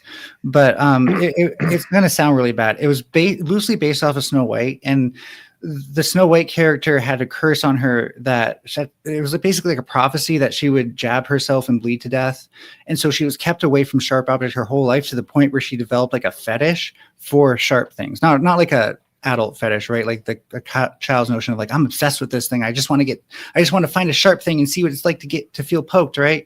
Oh my God, I mean the vax, right? By jab. You're scared of a vaccine. You know that the reason that you're not at risk of polio is because of the vaccine, right? Are you serious right now? It's just not. It's not that scary. It's just a needle. It's like it's over in like 2 seconds. That the reason why it went from 100,000, 1 in 100,000 to 1 in 600 was because the manufacturing process that they used for the initial testing was changed, and that's the reason why it went to 1 in 600 or more. What went from the Pfizer jabs? What went? What the injury? The injury percentage. How do you know? Look it up. You mean VAERS? I can't remember where I got the information. It's VAERS. You're referring to VAERS, which is literally people like you posting their opinions online. I think it was from Dr. Robert Malone. No, it's from VAERS. Okay. Well, let's say that's the case. Yeah, let's say that's the case. How do we know that that's not just a measurement of how susceptible people are to anti-vax propaganda? So are you trying to tell me that my doctor was wrong yesterday, that the jab did not exacerbate my narrow spinal canal? Well, I wasn't there. I wasn't there to hear your doctor saying that, so I'm not going. I've got it recorded. I'm not going to respond to your doctor directly. I am going to point out that there's plenty of evidence phones at the same time that mRNA vaccines are incredibly safe. And, you are incorrect. And we just applied a new virus to an already existing vaccine technology, so there's really nothing to be concerned about. All right. So I'm just wondering, because since you brought it up, this is really bad for the algorithm. Just to be clear, you may want to avoid this but YouTube might consider this medical misinformation. So I'm just warning you. None of this is medical advice. None of this is medical advice. So I'm just wondering, since you went there, how many people get polio after they get the jab for that? Get polio? Yeah. I think it's a live virus, so technically everyone gets it, but not in a way that's large enough for them to actually suffer from the disease. So is that the same case with the unicorn virus one that I got? No, it's dead. Or you get pieces. Oh, so then why would you compare polio to unicorn polio virus? Wasn't in mRNA vaccines, but things right, like. So then why'd you compare them? I believe. Do you believe the same technology is being used? Is mRNA? Pardon? Do you believe the same technology is being used? No, I'm saying vaccines overall aren't that scary. You're I'm not not getting saying that they're all the same technology. Some Right. some are mRNA vaccines, some are frozen live viruses, some are frozen dead viruses and chicken yolks. Yep. But they're not comparable, right? No, they're all relatively safe because pharmaceutical companies have a lot of liability if they actually They do have release no something. liability. Canada, the U.S., European Union wrote special legislation that make them immune from any type of litigation. Any. I don't think that's true. I think it was a stopgap measure to make sure that they couldn't be held back from research and development during the time that the pandemic was going on. But they certainly do not now benefit from that. And I don't think it was all encompassing. But you can show me otherwise. Yeah, well, we'll do a show about it someday. Sure. Yeah. Do you have me on Discord? Because you can. No, I don't really use Discord. Dennison, I'm do you live have me almost on every Discord? day. Yeah, okay. Almost every day. Well, I mean, it would just be easier if we prearranged something that I could put at least Mm-hmm. some sources together. All I'm going to do is play some videos from Congress, some videos from the European Union, some videos from Jimmy Dore with Robert Malone on there, the person who Oh, yeah. developed Totally respectable people, the sure. technology. Who? Robert Malone? I mean, I don't even respect TYT, but if TYT can punch down justifiably on There's Jimmy no Dore, TYT. then... Oh, okay. What are you talking about? The Jimmy Young Dore Turks? left TYT after the Yeah, no, I false know. accusations by That's what Anakin I'm Crane. saying. Listen to what I'm saying, 10th man. I don't even like TYT, but if they can justifiably punch down on Jimmy Dore, that says a lot about him. How did they justifiably punch down on Jimmy Dore? I'd have to go back and refresh my memory, but he's I know a that- scumbag. I disagree. Oh, okay. 10th man, if I'm being direct with you, you haven't inspired the most confidence with me that you excel at critical thinking. All right. Sounds good. Oh, come on, at least punch back. Jesus Christ, you're making me feel bad now. Well, you just you sound. This is the thing. That's why I want you to have that debate with Cypher. Right? Sure, yeah, set it up. Because the two of you are carbon copies of each other. Interesting. But with diametrically opposed political views and social views.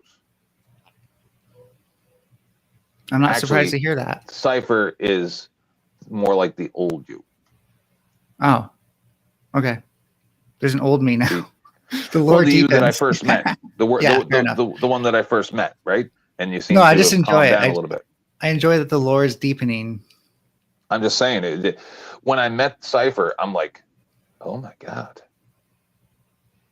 Because they argued with me exactly the same way as you argue with me, except for on the exact opposite side. I think I get more annoyed at panelists because it's harder. Like when it's your show, it's easier to be like, I'm talking directly to 10th man right now. And you don't have to like jump in on stuff, right? But if Dennison started jumping in, I'd probably start getting annoyed at Dennison when I'm trying to talk to you. Well, Dennison gets annoyed too. Yeah.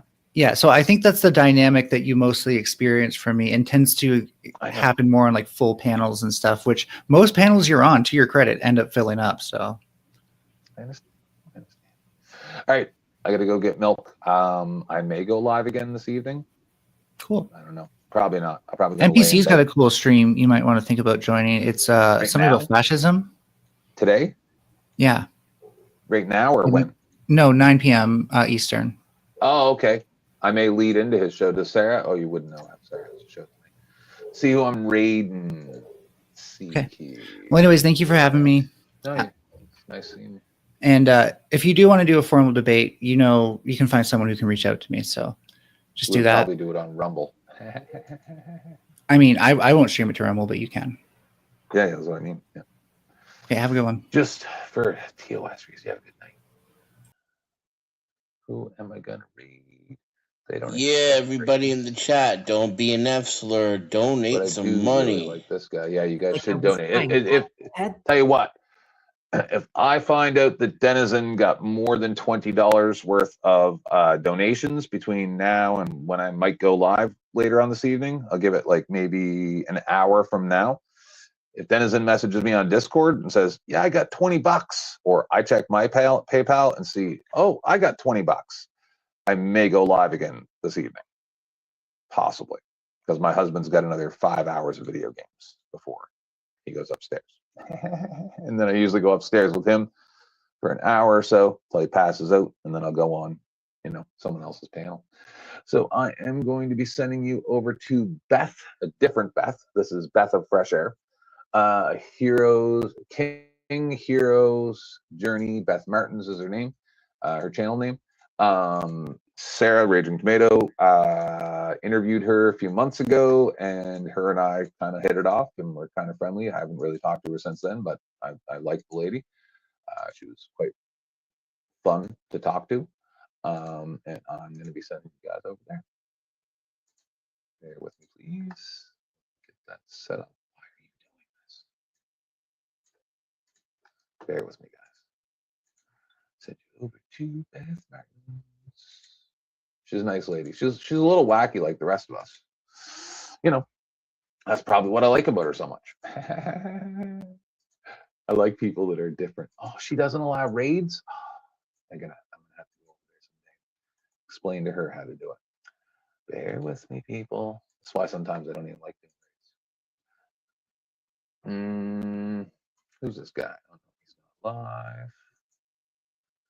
Oh, I guess I have no choice but to send you guys over to CTs. Open liquor, women, a piece of ass, and their. Oh no. Sorry. Guess you guys should donate $20 in the next hour so that I go live again and you guys don't have to sit over on CTs. If you like people screaming incoherently into their microphones and not listening to the other people, CT is a great channel to be on. I know I've had a lot of fun over there over the time that I've known them.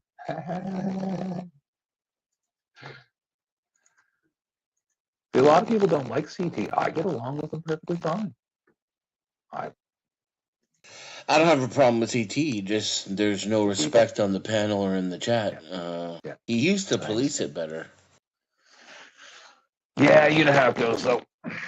The drama gets the views. All right on time, minute over the time when it stops recording. So train rides, and like I say, $20 to Denizen and I, or an accumulation, and I very well may go live for at least a couple hours before NPC goes live at 9. So check it out. Train rides.